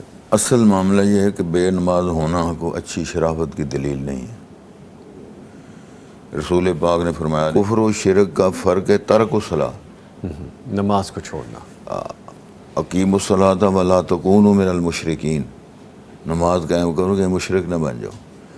بلکہ بعض تو ائمہ کے فتوے یہ ہیں، مثلا امام ابو حنیفہ رحمہ اللہ کا فتویٰ یہ ہے کہ اگر بے نماز فوت ہو جائے لا یصلی علیہ ولا یدفن فی مقابر المسلمین، بے نمازی فوت ہو جائے، نہ نماز جنازہ پڑھا جائے، نہ مسلمان قبرستان میں دفن کیا جائے۔ اللہ اکبر، اتنا سخت حکم ہے یہ۔ اور ایک نماز کا چھوڑنا، نماز عصر کا، امام النبی نے فرمایا وہ اس طرح ہوتا ہے کانما وطر اہلہ و مالہ، گویا گھر بر سب کو لٹ جائے، ختم ہو جائے. جس طرح بندہ پریشان ہوتا ہے، اس کو تکلیف لاحق ہوتی ہے، ایک نماز کے چھوڑنے کے اتنا ہوگا. نماز اثر. نماز اثر. نبی مکرم کا فرمان ہے لَيَنْتَهِيَنَّ أَقْوَامٌ تَرْكُ الْجُمُعَاتِ، لوگ جمعے چھوڑنے سے باز آ جانے، کہیں ایسا نہ ہو اولا یختمن اللہ علی قلوبہم، اللہ پھر ان دنوں میں مورے اور ٹھپے لگا دے، پھر ان کی دعائیں بھی قبول نہیں ہوں گی. ٹھیک. تو یہ جو پوچھا بھائی نے وہ یہ ہے کہ ہم اس پہ فتویٰ نہیں دیتے، نہ ہم مفتی ہیں، وہ تو مفتی صاحب کریں گے کچھ. خیال یہ ہے کہ بندے کو تارک صلاۃ بھی نہیں ہونا چاہیے، مشرک بھی نہیں ہونا چاہیے، موحد ہونا چاہیے. تو اللہ کے لیے قربانی کرے، جو اس کو اللہ نے طاقت دی ہے تو انشاءاللہ قبول ہوگی. ٹھیک ہے. ٹھیک. بہتر پیسے بھی حلال ہوں. پیسے اب بھی دیکھو نا، حلال، اس کا دمبے کا یا قربانی کے جانور کا سینگ بھی دیکھو، اس کے کان بھی دیکھو، اس کے دانت بھی دیکھو. تو جو کرنے والا ہے اس کو کچھ بھی نہ دیکھو، اس کا مال بھی دیکھو. پھر اس کو تو کہاں سے لایا پیسے. ٹھیک. ٹھیک ہے. یعنی کوشش کریں کہ ان سارے اسباب کے ساتھ ساتھ نماز بھی پڑھیں، پہلے نماز پڑھیں اور پھر یہ معاملہ. ٹھیک ہے جی سر پلیز. اچھا نظام صاحب، میں گزارش کر رہا تھا کہ توحید کی جو اقسام ہیں ان میں دوسری قسم کا میں ذکر کر رہا تھا، توحید الوہیت. اور یہ بہت ہی اہم قسم ہے. اللہ تعالیٰ کے جتنے بھی نبی گزرے ہیں انہوں نے سب سے زیادہ جو فوکس، جسے ہم کہتے ہیں سب سے زیادہ جو زور دیا ہے نا، وہ اسی توحید کی طرف دیا ہے. ٹھیک. کہ اے لوگو عبادت صرف اللہ تعالیٰ کی کرو. ٹھیک. کیونکہ جو مشرکین مکہ تھے وہ اللہ تعالیٰ کو رب مانتے تھے. وہ یہ کہتے تھے کہ ہمارا رب جو ہے ہمیں پیدا اللہ تعالیٰ نے کیا ہے. یہ جن بتوں کی ہم پوجا کرتے ہیں نا، یہ اس لیے کرتے ہیں تاکہ یہ بت ہمیں اللہ تعالیٰ کے قریب کر دیتے ہیں. یہ اللہ تعالیٰ کے چہیتے ہیں، تو ہم ان کے یہ الہ سمجھ کر نہیں، جی ان کو سفارشی سمجھ کر عبادت کر دیتے. جی تو ہم کو شامل کر لیتے تھے بیچ میں. جی. اچھا قیوم بھائی، میں ایک گزارش کرنے لگا ہوں آپ سے، آپ برا نہ مانیے، وقت میرے پاس تھوڑا ہے ٹرانسمیشن کا، صرف 2 گھنٹے ہیں. آپ تھوڑا اس کو اگر کمپریس کر دیں، مجھے پتہ ہے ماشاءاللہ ڈیٹیل آپ کے پاس کافی زیادہ ہے، فضل بہت زیادہ ہے ماشاءاللہ میں سمجھ سکتا ہوں. تو آپ اس تھوڑا سا کمپریس کر دیجئے تاکہ میں سر کو شامل کر دوں. جی ٹھیک ہے. اچھا توحید الوہیت جو ہے وہ میں نے جس طرح بتا دیا کہ اللہ تعالیٰ کو ایک ہی تسلیم کرنا، یہ توحید الوہیت ہے. اور سب نبیوں نے اسی توحید کی طرف فوکس کیا، اسی پہ بہت زور دیا ہے. اور اس کے بعد جو تیسری قسم ہے توحید کی وہ یہ ہے کہ توحید اسماء و صفات، کہ اللہ تعالیٰ کی جو صفتیں اور خوبیاں ہیں، اللہ تعالیٰ کے جو صفاتی نام ہیں، انہیں بھی اسی طرح تسلیم کرنا جیسے اللہ تعالیٰ نے حکم دیا ہے اور اللہ تعالیٰ کے پیارے پیغمبر حضرت محمد رسول اللہ صلی اللہ تعالیٰ علیہ وسلم نے حکم دیا ہے. میں اس کی ایک مثال دے کے اس توحید کی جو قسموں والا جو ہمارا یہ ہے اسے ہم مکمل کر دیتے ہیں. وہ اس طرح سے ہے کہ دیکھیں، سننا اور دیکھنا، سمیع اور بصیر، یہ اللہ تعالیٰ کی صفت ہے. اور قرآن پاک میں اللہ تعالیٰ کی یہ صفت متعدد مرتبہ ذکر کی گئی ہے. سننا اور دیکھنا یہ انسان کے پاس بھی ہے نا، انسان بھی سنتا بھی ہے اور دیکھتا بھی ہے، اور یہ صفت اللہ تعالیٰ کی بھی ہے. لیکن اللہ تعالیٰ کا جو سننا اور دیکھنا ہے وہ لامحدود ہے. انسان کا جو سننا اور دیکھنا ہے نا وہ بہت محدود ہے. اللہ تعالیٰ کا سننا اور دیکھنا اس کی آپ اس طرح سمجھ لیجئے کہ ایک اندھیری اور تاریک رات میں ایک سیاہ رنگ پہ کی چٹان پہ ایک سیاہ رنگ کی جو چیونٹی اگر چل رہی ہو تو اللہ تعالیٰ اپنے عرش پہ بیٹھ کر اس کو دیکھتا بھی ہے، اور اس کے جو چلنے کی جو آواز ہے اللہ تعالیٰ اسے بھی سنتا ہے. تو یہ اللہ تعالیٰ کا سننا اور دیکھنا ہے. تو انسان کا سننا اور دیکھنا اس طرح کا تو نہیں ہو سکتا. تو اسی لیے یہ ساری چیزیں جو ہیں، یہ لامحدود قسم کی جو صفتیں ہیں یہ اللہ تعالیٰ کی ہیں، انسان کے پاس ایسی نہیں ہیں. تو ہمیں چاہیے کہ ہم اللہ تعالیٰ کی عبادت میں اکیلا اسی کو ہی یہ تصور کریں کہ یہ ہمارا خالق ہے، اس کے سوا اور ہمارا کوئی خالق نہیں. ہم عبادت بھی صرف اسی رب کی ہی کریں گے. یہ توحید ہے. تھینک یو ویری مچ جی. ہمارے ساتھ ایک اور کالر ہے. السلام علیکم.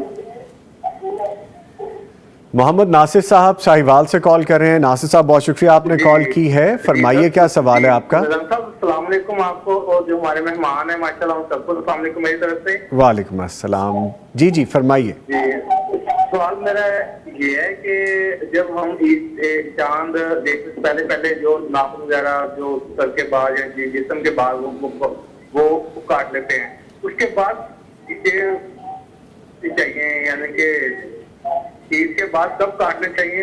اور دوسرا میرا سوال یہ ہے کہ ہم جو بھائی ہیں وہ الگ الگ فیملی سے ہیں، ہم 2 بھائی مل کے ایک حصہ ڈال لیں تو ہماری قربانی ہو جائے گی؟ جی ٹھیک ہے، بہت شکریہ سر، آپ نے کال کی، اور کائنڈلی ٹی وی کی آواز بند رکھا کریں تاکہ پراپر طریقے سے بات ہو سکے۔ آپ بالکل لائن ڈراپ ہونے کے قریب تھے، لیکن فارچونیٹلی لکیلی ہو گیا ہے کہ بات کمپلیٹ ہو گئی ہے۔ سر 2 حصے ہیں، فرمائیے۔ 2 سوال ہیں جی۔ ایک سوال ان کا یہ ہے کہ یہ اور مجھے پرہیز کی ہے، کٹنگ وغیرہ کروا لی ہے، جی اب عید پڑھ لی ہے، جی، عید پڑھنے کے بعد جب قربانی کریں گے پھر آپ کٹنگ وغیرہ کروائیں۔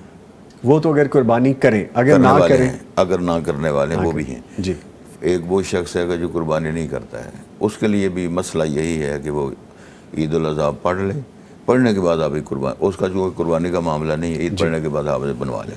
ٹھیک ہے، ٹھیک ہے۔ دوسرا ان کا سوال یہ تھا کہ ایک بھائی 2 بھائی مل کے اگر قربانی حصہ ڈال لیں، وہ کوئی مشکل نہیں ہے، گائے میں حصہ ڈال سکتے ہیں، لے بکرے میں نہیں ڈال سکتے، یا ایک 2 جانور لے سکتے ہیں، وہ الگ الگ الگ الگ۔ اگر وہ الگ الگ فیملی ہیں، جس طرح ان کا وہ الگ رہتے ہیں وہ الگ رہتے ہیں۔ ٹھیک ہے، اگر جوائنٹ فیملی ہے تو وہ شیئر کر لیتے ہیں تو اس میں کوئی مذاکر نہیں ہے، ایک چھوٹے جانور میں۔ ظاہر ہے۔ ٹھیک ہے، مطلب ملے ہوئے ہیں نا، اکٹھے کھا رہے ہیں، ایک ہی جگہ ایک ہی جگہ رہ رہے ہیں، تو اس میں جس طرح سمجھ لیں کہ وہ مل کے وہ اپنا ایک جانور کر لیں، اس میں کوئی حرج نہیں۔ اور اگر علیحدہ الگ گھروں الگ میں رہ رہتے رہے ہیں، پھر سارا نہیں ہو معاملہ ہے، سکتا، پھر یہ وہ لے میں شامل نہیں ہو سکتے، گائے کا ان کا حصہ الگ ہو جائے گا، ان کا حصہ الگ ہو جائے پھر بڑا جانور ہے گا۔ اس میں۔ آئندی واللہ عالم بالصواب۔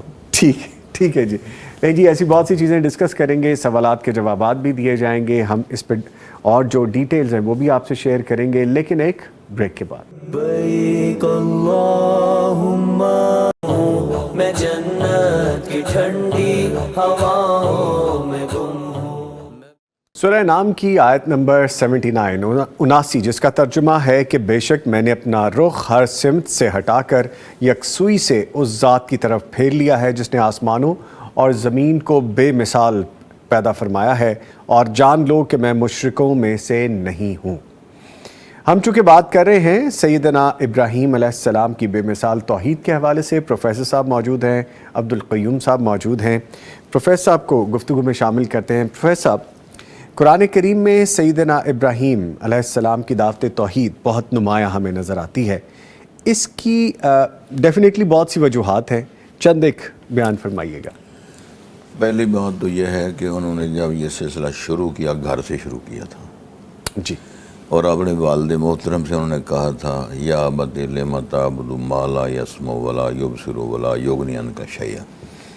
اس کا معنی ہے سننا، دیکھنا، کچھ کرنا، یہ الہ کی صفات ہیں، مخلوق کی نہیں، اس لیول کی۔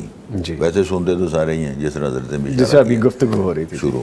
اس میں میں عرض کروں، رسول کریم صلی اللہ علیہ وسلم تشریف فرما تھے، ایک صحابی آپ سے بات کر رہے تھے، ایک اور ساتھی نے بات شروع کر دی، تو یہ معاملے میں آپ خاموش رہیں، 2 اکٹھے بندے بات کریں، مجھے سمجھ نہیں آتی۔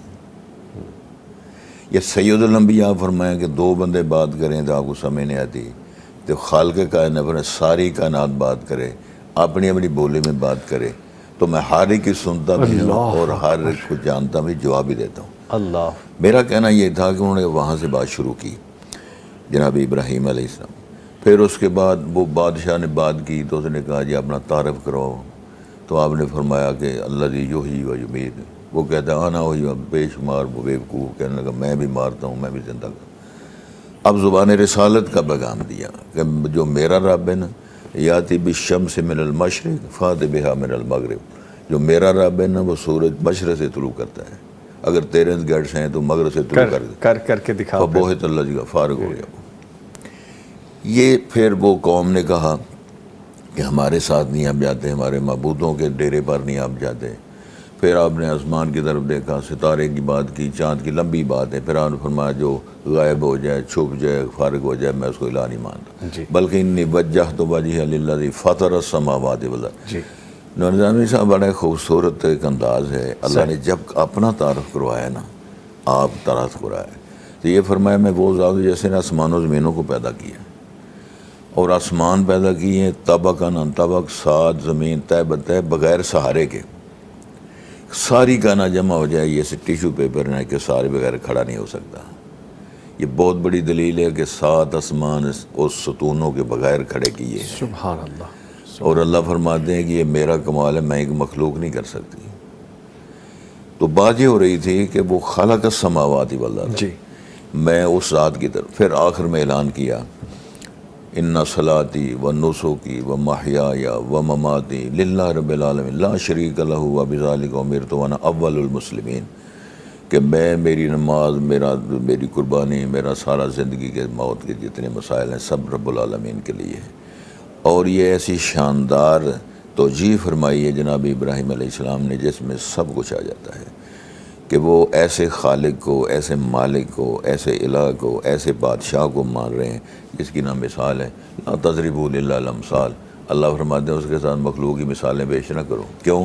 لیس کمثلہ شیء، اس جگہ کوئی چیز ہے ہی نہیں. اللہ فرماتے ہیں وما مسنی من لغوب، میں نے آسمان بنایا، زمینیں بنائی، ہمیں تھکاوٹ بھی نہیں ہوئی، تھکاوٹ بھی نہیں ہوئی، احساس بھی نہیں ہوا. یس. بلکہ ایک شدائی سمجھ لیں، وہ بہت بڑا ماہر تھا، کاتب تھا. اس نے قرآن مجید کو 3 دنوں میں اس نے لکھ دیا، کتابت کر دی. تو کسی نے اس سے پوچھا کیا تم تھکے نہیں ہو؟ اس کو ناز آ گیا. تو اس نے وہی جملے بولے جو اللہ نے اپنی ذات کے لیے بولے تھے کہ وما مسنی من لغوب، ہمیں کوئی تھکاوٹ نہیں ہوئی. تو اللہ بھی تو جانتے ہیں نا کہ یہ تکبر کر رہا ہے، یہ بڑائی اپنی پیش کر رہا ہے اور اپنی تھکاوٹ کا وہ میرے ساتھ مماثلت کر رہا ہے. اللہ نے اس کا ہاتھ ہی شل کر دیا، اللہ اکبر، اللہ ہاتھ شل کر دیا. یہ صرف اللہ کی یہ نہ تھکنا، ورنہ نبی ولی وہ فوت بھی ہوتے ہیں، توزے بھی ہیں، ان کو پیاس بھی لگتی ہے. لیکن اللہ تعالیٰ بڑا عجیب ایک پروگرام ہے اس کا. وہ سمجھ سے بالا تر، سمجھ سے بالا دو کام ایسے کر کے اللہ نے دکھائے ہیں. وہ جناب عزیر تھے نا جی، وہ بیچارے آئے تو انہوں نے دیکھا کہ وہ بستی ویران ہے، وہ بخت نصر نے دوائی پھیری تھی. تو وہ کہہ بیٹھے کہ انا یحیی ھذہ اللہ بعد موتہا. تو رب العالمین نے جناب عزیر کو 100 سال کے لیے فوت کر دیا. 100 سال کے لیے فوت، قرآن میں لکھا ہوا ہے. اور فوت کیا، ان کی میت کو 100 سال محفوظ رکھا، نہ کپڑے خراب ہونے دیے، نہ جسم کو کیڑا مکوڑا کوئی شے نہیں. لیکن وہ گدھا جو تھا، سواری تھی ان کی، وہ سارا فارغ ہو گیا، کوئی نام و نشان نہیں. ان کا مشروب تھا اور کھانے کی چیز تھی، پراٹھا تھا یا کوئی اس قسم معاملہ تھا، وہ درخت لٹکا ہوا ہے. 100 سال ویسے ہی رہا، نہ وہ باسی ہوا ہے، نہ خراب ہوا ہے، نہ اس کو کسی چیز نے نوچا ہے. ان کا جسم بھی ایسے ہی گدھا بے نشان ہو گیا. ثم بعثہ، پھر اللہ نے اٹھایا اور پوچھا کم لبثت، نبی ہے یہ ولی ہے، جھوٹ نہیں تو بولتے نا. تو انہوں نے کہا لبثت یوما او بعض یوم. اللہ فرمایا نہیں، تیرا معاملہ موقع ٹھیک نہیں، بل لبثت 100 عام، 100 سال تک. اب دیکھو تیرے گدے کا نام و نشان نہیں ہے، تیرا پراٹھا بھی خراب نہیں ہونے دیا، مشروب بھی خراب نہیں ہونے دیا، اور ڈی فریزر بھی نہیں تھے. ہوائیں، آندیاں، طوفان، 100 سال چلتا رہا نظام، لیکن رب نے محفوظ رکھا. یہ ایک مثال. دوسری اصحاب کہف کی مثال ہے. جب آدمی سوتا ہے اس کا سارا سسٹم چلتا ہے، احساسات بھی چلتے ہیں اور اس کی ضروریات بھی، جو ہم لوگ آپ زندہ دیکھتے ہیں. اگر بال ہیں، بال بھی بڑھتے ہیں، حاجت بھی ہوتی ہے. یہ کمال اللہ نے کیا کہ 309 سال تک سوئے رہے.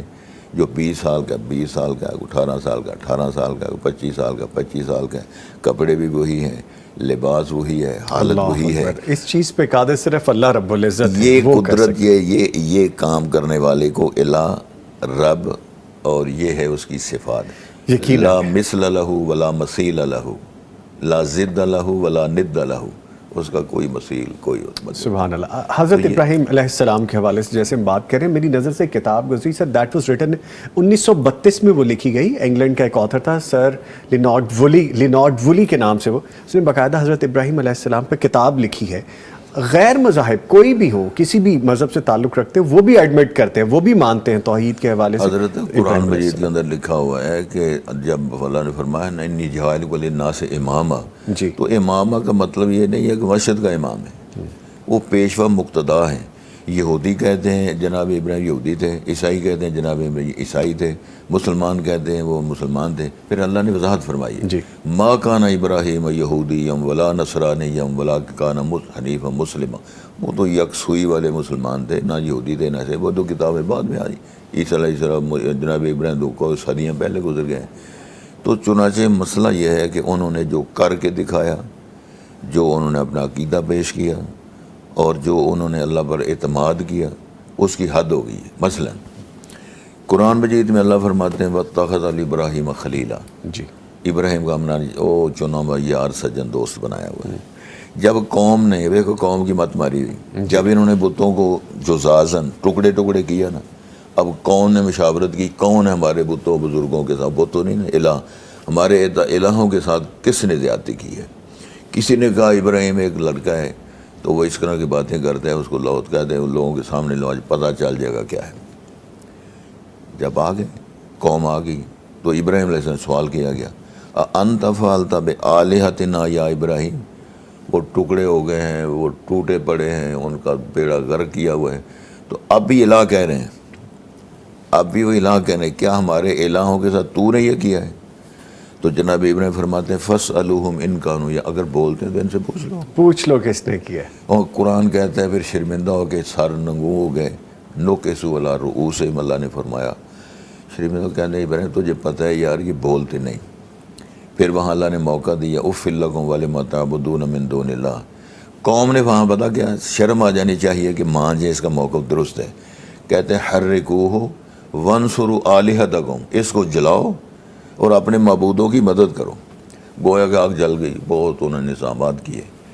مفسرین نے لکھا ہے کہ جبرائیل امین اور فرشتے پریشان ہو گئے کہ ان کی یار ہے اکیلا، کوئی ان کا ساتھی نہیں ہے، تو یہ سارے لوگ تو ان کو جلانے کے لیے تیار ہو گئے تھے، اس کی مدد نہیں کرنی. اللہ نے فرمایا مجھے پتہ ہے میرا یار سجن ہے، تم کیا کہنا چاہتے ہو؟ ہم کوشش کرتے ہیں اس کی مدد کریں. اللہ نے فرشتوں کی ٹیم بھیج دی، جاؤ جا کر اس سے پوچھو، یہ تعارف کراؤ، یہ فرشتہ یہ کرے گا یہ کرے گا. ساری بات ہو گئی. ابراہیم پوچھتے ہیں اللہ کو پتہ ہے، دیکھتا ہے، سنتا ہے، ہاں. کہنے لگے پھر آپ چلے جاؤ، میں جانوں اور میرا رب جانے. اللہ اکبر، اللہ اکبر، اللہ اکبر. اب سارا معاملہ ہو گیا. جب تو ان کو اب وہ کہتے ہیں کہ یہ آگ تیرے لیے جلائی، آگ میں جاؤ. آگ میں کون جائے؟ پھر انہوں نے مشورہ کیا کہ اس کو جھولے میں رکھ کر جلا کے پھینکو، کون اسے قریب تو جا نہیں سکتا. یہاں تک اللہ نے آزمایا. پھر فرمان آیا قلنا یا نار کونی بردم و سلاما علی ابراہیم. علامہ اقبال مرحوم نے فرمایا تھا آج بھی جو ہو ابراہیم کا ایمان پیدا، آگ کر سکتی ہے اندازے گلستان پیدا. اللہ اکبر، اللہ اکبر. وہ ایمان تو لاؤ نا، ایمان تو لاؤ. جی ایمان لاؤ گے تو سارے سلسلے ٹھیک ہو جائیں گے. توحید، ربوبیت، یقین، توکل، توکل، یہ سارے ہی درس دے گے پریکٹیکلی. جناب ابراہیم نے فرمایا، اور جو بھی مرحلہ آیا، جو اللہ نے فرمایا اسلم، قال اسلمت لرب العالمین، مطیع ہو جاؤ. کہ جی میں فرما بردار، بیوی بچے کو چھوڑو ٹھیک ہے جی، چھوڑ دیا، بچے کو ذبح کرو ٹھیک ہے جی، میرا گھر بناؤ ٹھیک ہے جی، ادھر رہنا نہیں ہے، جو جانا نہیں ہے ٹھیک ہے. سارے کام ہوتے رہے. تو پھر جب قربانی کی بات آئی نا، تو بیٹا ہے، ایک ہی بیٹا ہے، مینا آبادیاں ہیں، بیٹا لٹایا ہوا ہے، چھری پھیر رہے ہیں، چھری چلتی نہیں ہے. اللہ اکبر. مفسرین نے لکھا ہے کہ اسماعیل کہتے ہیں ابا حضور جلدی کرو، امتحان کا ٹائم ہی نہ ختم ہو جائے. وہ کہتے ہیں میں چھری چلا رہا ہوں، چھری چلتی نہیں. چھری. جب انہوں نے چھری چلائی، وہ ہے رب جس نے اسماعیل کو کس طرح سرکایا، ذبح عظیم کہاں سے منگوایا.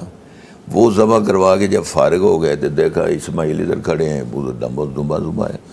فرمایا انا کذالک نجزی المحسنین، ہم محسن اسی طرح جزا دیا کرتے ہیں، یہ ہماری شان ہے. سبحان اللہ، سبحان اللہ، سبحان اللہ. یہ بڑی خوبصورت باتیں ہیں، اور وہ باتیں کہ جو حقیقت ہے، جو دین اسلام ہے، جس کو سمجھنا ضروری ہے. توحید کو ہم سمجھنے کی کوشش کر رہے ہیں، اور حضرت ابراہیم علیہ السلام کے حوالے سے بے مثال جو توحید کے واقعات، باتیں جو قرآن میں باقاعدہ درج ہیں، ان کو سمجھنے کی کوشش کر رہے ہیں.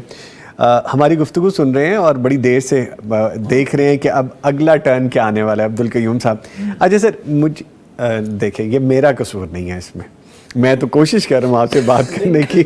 دیکھیں شیخ صاحب ہمارے جو ہے وہ استاذ ہیں جی، اور ان کی گفتگو جو ہے وہ بہت زیادہ اہمیت کی حامل ہے. اگر کوئی سوال کرنے والے ہیں، ہم سے پوچھنے والے ہیں، تو وہ بھی ہمیں ضرور انہیں رپلائی کرنا ہے. جی تو کوئی حرج نہیں، آپ ایزی ہو کر. جزاک اللہ، میری طرف سے کوئی رکاوٹ نہیں ہے. جزاک اللہ. ایک کالر ہے، پھر ان کو شامل کر لیں. جی السلام علیکم.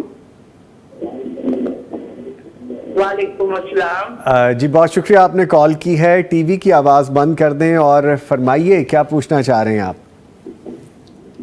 میں نے کہا ہے کہ ہم نا کبھی کبھی گائے کا جو ہوتا ہے نا کٹا، जी, तो जो ब्लैक कलर का होता है जी, जी। भैंस का, कभी उसकी कुर्बानी करते हैं, कभी गाय की करते हैं। ठीक तो है। कहने वाले लोग कहते हैं कि कट्टे की कुर्बानी जायज नहीं, घास की कुर्बानी जायज है। अच्छा। जरा हमारे लिए ये रहनुमाई फरमा दे, जी, बहुत मेहरबानी होगी। जी ज़रूर ज़रूर, बहुत शुक्रिया आपने कॉल की। मैं अभी गुजारिश करता हूँ प्रोफेसर साहब से, सर क्या ये जायज़ है, कर सकते हैं कुर्बानी जिसको वो लोग कहते हैं नहीं कट्टा खुल गया, जी, ये सवाल के मुताबिक तो नहीं खुल गया कहीं जो आप कह। ये हर साल कट्टा खुल जाता है। अच्छा, रसूल पाक के दौर में और कुरान जब नाज़िल हुआ उसके अंदर कट्टे का जिक्र नहीं है। जी, कट्टा वैसे हलाल है, गोश्त खाना जायज़ है, उसकी माँ का दूध पीना जायज़ है। इसके साथ साथ भी बाज़ उलमा का ख्याल है कि कुर्बानी की जा सकती है, लेकिन मेरी राय मुहक्किकीन की जो असल राय है और उनका फतवा है या रुझान है वो यही है कि जिनका ज़िक्र अल्लाह ने कुरान में ही फरमाया है वो ऊँट है, गाय है, बकरा है और इसके साथ साथ उसकी जो मुन्नस है दुम्बा है। जी, ये 4 जानवर जो हैं इनको अल्लाह ने जिक्र किया, वहाँ कटे का जिक्र नहीं। अगर कोई कर देता है तो उसे फतवे ना लगाएं, ये कहें कि ये बात अच्छी नहीं हुई या ये राजे नहीं है, ये नहीं उम्दा नहीं है, हो गया तो ठीक है। अगर आप कट्टा करेंगे तो मेरे साथ गोश्त भेजें, इंशाल्लाह हम गोश्त खाएंगे, टिक्कियाँ भी बनवाएंगे। ठीक है जी, इतनी सहूलत है, इतनी आसानी है, हाँ जी। सख्ती नहीं है, ऐसा नहीं। ठीक है जी। अच्छा, अब्दुल कयूम साहब, हम बात कर रहे हैं जैसे तौहीद के हवाले से, ये भी फरमाइएगा क्या सिर्फ ला इलाहा इल्लल्लाह कहना काफ़ी है या इस पर अमल भी ज़रूरी है? वज़ाहत कीजिए। अच्छा देखें, ये बहुत ही अहम चीज़ है जी, कि कुछ लोग समझते हैं कि हमने ज़ुबान से अगर ला इलाहा इल्लल्लाह पढ़ लिया है तो सिर्फ़ यही काफ़ी है, उसके बाद हमारे जो ज़हरी आज़ा हैं उनसे इस्लाम की झलक नज़र आए या ना आए उससे कोई फ़र्क नहीं पड़ता। तो इसमें मैं ये गुजारिश करूँगा, अगर हम ईमान को समझने की कोशिश करें कि ईमान कहते किस चीज़ को है, ईमान किस चीज़ का नाम है, तो उसके अंदर भी 3 चीज़ें हैं ना। सबसे पहले नंबर पे इकरारुम बिल लिसान, ज़ुबान के साथ इकरार करना, दिल से तस्दीक करना और अपने आमाल से उसका सबूत देना, अपने जो अमल हैं उनसे सबूत देना कि मैंने जो ये कलमा पढ़ा है ला इलाहा इल्लल्लाह मुहम्मदुर रसूलुल्लाह, हमने ये कह दिया कि अल्लाह के सिवा कोई माबूद नहीं और इमामुल अंबिया हज़रत मुहम्मदुर रसूलुल्लाह सल्लल्लाहु अलैहि वसल्लम अल्लाह के आखिरी पैगंबर और रसूल हैं। जब हमने ये कह दिया है तो इसके कुछ तकाज़े हैं और वो तकाज़े ये हैं कि हम अपनी पूरी ज़िंदगी अल्लाह ताला के बताए हुए जो फ़रामीन हैं या रसूलुल्लाह सल्लल्लाहु अलैहि वसल्लम के जो अहकामात और तालीमात हैं उनके मुताबिक ज़िंदगी बसर करेंगे। जब हम कलमा पढ़ते हैं तो हम गोया कि अल्लाह ताला से ये अहद करते हैं कि अल्लाह ताला आज के बाद मेरी सारी ज़िंदगी, मेरी ज़िंदगी के जो शब व रोज़ हैं, सुबह और शाम हैं, दिन और रात हैं, वो मैं तेरे बताए हुए तरीके के मुताबिक बसर करूँगा। तो ये जो ला इलाहा इल्लल्लाह है ये हमें बताता है, जैसे अभी थोड़ी देर पहले जो है एक कॉलर ने सवाल भी किया कि एक शख्स जो है वो नमाज नहीं पढ़ता और वो चाहता है कि वो कुर्बानी करे, तो उसकी शेख साहब ने उसका जो है बड़ा अच्छा और ख़ूबसूरत अंदाज़ में उसको रिप्लाई किया, उसका आंसर किया। तो मैं ये कहना चाहूँगा कि ये जो शरीयत है ना, ये जो कलमा है, ये हमसे कुछ आमाल का तकाज़ा करता है। ये कहता है कि तुमने अपनी ज़िंदगी अल्लाह के बताए हुए कवानीन के मुताबिक बसर करनी है। ऐसा नहीं है कि एक ऐसा शख्स जो दायरा इस्लाम में दाखिल नहीं हुआ और दूसरा शख्स जो कलमा पढ़ के दायरा इस्लाम में दाखिल हो गया है, अमली तौर पे वो बराबर खड़े हैं। उनकी ज़िंदगी बसर करने का जो तरीका है उनमें कोई फ़र्क ही नहीं। जैसे एक शख्स जो दायरा इस्लाम में दाखिल नहीं हुआ, उसे कोई परवाह नहीं कि वो नमाज पढ़े या ना पढ़े। अगर बिल्कुल उसी तरह ही एक ऐसा शख्स जो ज़ुबान से तो ला इलाहा इल्लल्लाह पढ़ता है लेकिन उसे भी नमाज की परवाह नहीं है, तो फिर उन दोनों में क्या फ़र्क रह गया है? तो ये जो कलमा तौहीद है, ये जो तौहीद है, ये बहुत सी चीज़ों का हमसे तकाज़ा करती है कि हम अपनी ज़िंदगी रसूलुल्लाह की शरीयत के मुताबिक बसर करें। आपको पता है शेख के शहर से कॉल आ गई है, गुजरांवाला से कॉल वो तो बहुत ज़रूरी है ना, शामिल करने के आपकी शामिल करेंगे सर। जी ठीक है जी। जी अस्सलाम वालेकुम। वालेकुम अस्सलाम। इरम जफ़र साहिबा गोजावाला से कॉल किया आपने, शुक्रिया आपने कॉल की है, फरमाइए। जी भाई, मेरा मुफ्ती साहब से सवाल है। मैंने पिछले साल हज किया था, मैंने और मेरे मियाँ ने। माशाल्लाह। जी, तो जब हम हज पे गए, हम सारी तरबियत लेके, हमारा एक हज का ग्रुप था, उससे सारे मसले मसाइल शरी सीख के गए। मुख्तलिफ किताबें भी हमने पढ़ी, मुख्तलिफ उलमा की वीडियोस भी देखी। तो हमारी कोशिश थी कि हम सारा हज सीख के मसनून तरीके से हज करें, ताकि अल्लाह ताला हमें हज मबरूर अता फरमाए। ठीक है। जब हम वहाँ हज पे चले गए, अजीजिया में हम रह रहे थे, यकम जुल्हज्जा आ गई, हज के दिन नजदीक आ गए। एक बहुत बड़ी बहस वहाँ शुरू हो गई हज के अयाम से पहले भी और मिना में अरफात में भी जाके। मैं चाहती हूँ मुफ्ती साहब, मैं वो सवाल करती हूँ, उसका मुझे बहुत तफसील से और जामे जवाब दे। वो बहस ये थी कि जी हज के दिनों में आपने पूरी नमाजें पढ़नी हैं या कसर नमाज पढ़नी है। चलें, इस पे आ गया कि कसर नमाज पढ़नी है, क्योंकि हजूर सल्लल्लाहु अलैहि वसल्लम ने अपना एक ही हज किया और 1 लाख अफराद के साथ किया। उसमें मदीना के मुसाफिर लोग भी थे, मक्का मुकरमा के मुकामी लोग भी थे, सब ने वहाँ हजूर सल्लल्लाहु अलैहि वसल्लम की इमामत में कसर नमाजें अदा की। ठीक। अब ये एक चीज, कसर नमाज तो हो गई फाइनल। आज भी हज में मस्जिद नमरा में जब हज का खुतबा दिया जाता है तो जोहर और असर की नमाजें मिला के कसर पढ़ी जाती हैं। इसी तरह मिना में मस्जिद खैफ में भी जो है नमाजें मिला के, जो ईद वाला दिन होता है जब हम रमी जमरात करते हैं, वहां भी कसर नमाजें पढ़ी जाती हैं। ठीक, ये चीज हो गई फाइनल के कसर नमाज आपने पढ़नी है।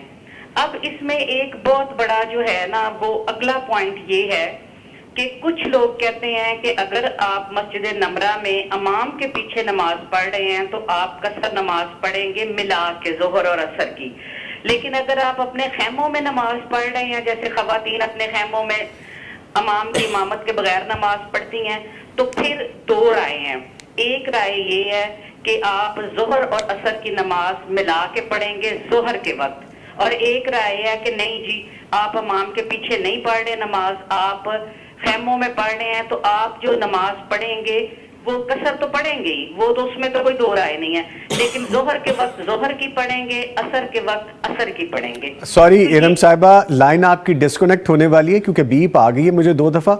आप क्विकली कंप्लीट करें। मसला असल ये मुझे बताएं कि कसर नमाज मिला के पढ़नी है या अपने वक्त पे अलग-अलग पढ़नी है? जी ठीक है, बहुत शुक्रिया आपने कॉल की। मैं अभी जवाब देता हूँ सर। तफसीलन उन्होंने पूछा है। बिस्मिल्लाहिर्रहमानिर्रहीम। तफसीर सवाल बहुत लंबा है जी, मैं इख्तिसार करता हूँ। पहली बात यही है कि मुसद्दका बात यही है कि जमन व कसरन, मिना में इरफात में नमाज़ पढ़नी नहीं, मिना में और मुज़दलिफ़ा में और मस्जिद खैफ में जहाँ भी आप पढ़ेंगे वो आप कसर करेंगे, जमन व कसरन करेंगे। ठीक है। बाजी ने जो सवाल किया उसमें यह है कि अगर इमाम की इमामत में अगर पढ़ें तो वो ये ऐसा मसला है जी। अगर इनफरादी तौर पे पढ़े, जिसमें अपने खैमों का जिक्र है और इनफरादी पढ़ रही हैं या वो मसला ऐसा हो गया, उसमें मैं अर्ज़ करता हूँ कि आप इनफरादी ना पढ़ें, वहाँ भी आप जमात कराएं। कुछ लोग वहाँ भी होते हैं, कुछ जमात। पहली बात है जो वो नमाज से पीछे क्यों रह गया, उसके 2 सबब है। वो जो इमाम खुतबा देते हैं उसकी आवाज़ सारे लोगों तक नहीं जाती, उस सिस्टम उन्होंने बहुत बनाया हुआ है, लेकिन सारे लोग जितने उसमें शामिल हैं, लाखों की तादाद में, सब तक आवाज़ नहीं जाती। जहाँ आवाज़ नहीं जा रही वहाँ को मुकामी इमाम के साथ आप जमन व कसरन पढ़ लें। इनफरादी पर अगर पढ़नी है तो सुन्नत रसूल को सामने रखें, ज़ोहर और असर को मिला के पढ़ें और जमन व कसरन पढ़ें। 2 रकतें ज़ोहर की इकामत के साथ और इस तरह असर की भी इकामत के साथ 2 रकतें पढ़ें। इतने जवाब काफ़ी है। ठीक है। और ये मुफस्सल है। ठीक। अगर फिर भी बात रह गई तो मैं गुजरांवाला होता हूँ, तो इंशाल्लाह मेरे से रब्ता कायम करें, मैं मज़ीद उनकी वज़ाहत कर दूँगा। ठीक है। गुजरांवाला कहाँ पे होते हैं वो भी बता दें, ताकि अगर आपसे रब्ता करना चाहें तो ज़रा नहीं, मॉडल टाउन जामा मस्जिद मुकर्रम में मेरा नंबर है ना, नंबर नोट कर लें। ठीक है। 0319 है 64659। दोबारा दोहरा दें। 0319 64 30 659। ठीक है जी। ले जी, ये तो बड़ी रियायत हो गई है इधर से कि अगर आपको फिर भी डिटेल चाहिए तो सर आपको प्रोफेसर, मैं मिस्कीन उधर ही होता हूँ, तो मैं इंशाल्लाह खुल जवाब। अल्लाह आपको ज़िंदगी सेहत दे जी, अल्लाह आपको ज़िंदगी सेहत दे। एक और कॉलर है, उनको शामिल करते हैं। अस्सलाम वालेकुम। वालेकुम सलाम। काशिफ साहब लाहौर से कॉल कर रहे हैं। काशिफ भाई शुक्रिया आपने कॉल किया, फरमाइए क्या पूछना है आपने। सर मेरे मुफ्ती साहब से ये पूछना है कि मेरे अम्मी अबू तो मेरी सिस्टर जो है ना दुनिया से चले गए हैं, ठीक है जी। तो मैंने ना वो पानी दे हम तो उनको स्वाब पहुंचेगा, यानी कि हम दे सकते हैं कुर्बानी। कुर्बानी उनकी तरफ से, जी ठीक है, बहुत शुक्रिया आपने कॉल की, मैं जवाब लेता हूँ सर, फरमाइए सर। मसनून नहीं है रसालत वाब सल्लल्लाहु अलैहि वसल्लम, एक हदीस आती है हज़रत अली से, लेकिन मुस्तनद नहीं है, वो ख़ास है उनके लिए। अगर कोई कर देता है तो हम उसको जुर्म नहीं कहते, कहते अल्लाह कबूल करने वाला है। सही, लेकिन जो बंदा ज़िंदा है उसके अपने अमाल हैं, वो आप करे, उसके सारे अमाल सदका जारी हैं वालिदैन के लिए। ठीक है। मसलन मैं हूँ, मेरे वालिदैन फौत हो गए हैं, मैं इंशाल्लाह कुर्बानी करता हूँ, नमाज़ पढ़ता हूँ, दुआ करता हूँ, अजर उनको मिलेगा इंशाल्लाह। इस तरह आप भी, लेकिन अगर आप कुर्बानी कर दें तो मैं उसको मुझे जुर्म नहीं कहता, लेकिन वो कोई इतना मुस्तहसनबल नहीं है। अच्छा, इसको बड़ा क्लियर मैं इसलिए भी कर दूं क्योंकि मैं बहुत से ऐसे लोगों को जानता हूं जो रूटीन में हर साल यही करते हैं, ये मेरे अम्मी का, ये मेरे अब्बू का, ये हमारे मेरे रिश्तेदारों का, हमारा साथ है, बल्कि कई हैं जो रसूल पाक की तरफ से करते हैं। जी जी, ऐसे मैं घरों को जानता हूं और पिछले जब से हमने होश संभाली है वो इसी तरह से कर रहे वो हैं। कर रहे हैं जी बस, वो कर ही रहे हैं बस। ठीक है, ठीक है, लेकिन उसको नहीं करना चाहिए। ठीक है। इसके अलावा सदक़ात खैरात करें, आपका हर नेक अमल जो है वो अल्लाह ताला उसको सदका जारिया बनाएंगे। आप अपनी कुर्बानी करें, उसके बाद और कोई मिस्कीन है 2 लेले कर लेना, तो 1 लेला बांट दें सारे लोगों में, 1 आग खा लें, ठीक है कुछ पैगाम टीवी में भेज दें। जी बिल्कुल, बल्कि लगे हाथों ये भी बात बता दें, अगर आप कुर्बानी में हिस्सा डालना चाहते हैं तो पैगाम टीवी के साथ आप रब्ता कर सकते हैं। बड़ा जानवर हो, छोटा जानवर हो, पूरा जानवर देना चाहते हो, इवन के ऊंट से लेके बकरा तक, अगर आप कुर्बानी के लिए शामिल होना चाहते हैं तो आप पैगाम टीवी के साथ रब्ता कर सकते हैं। जी कुछ कह रहे थे? ठीक है। और जैसा सर ने भी फरमाया कि ये सदका जारिया होती है नेक औलाद और नेक अमाल, तो इसमें सारी चीज़ें आ जाती हैं, सिर्फ समझने की बात है। ठीक है, लेकिन जी गुफ्तगू जारी रहेगी, यहाँ पे एक वक्फा ले रहे हैं, उसके बाद दोबारा हाजिर हो रहे हैं, हमारे साथ रहिए।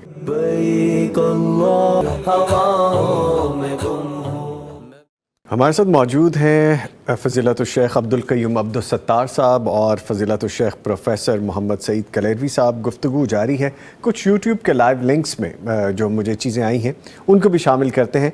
अल्ताफ़ पंडित हमें अस्सलाम वालेकुम कह रहे हैं, फ़िज़ा चौधरी कह रही हैं, और अबू बकर अबू ज़र कह रहे हैं। जी वालेकुम अस्सलाम, आप तीनों ने हमें सलाम कहा है। बल्कि एक सवाल अबू बकर साहब ने पूछा है, प्रोफेसर साहब कहते हैं कि कुछ लोग ईद के चौथे दिन कुर्बानी करते हैं, क्या ये ठीक है?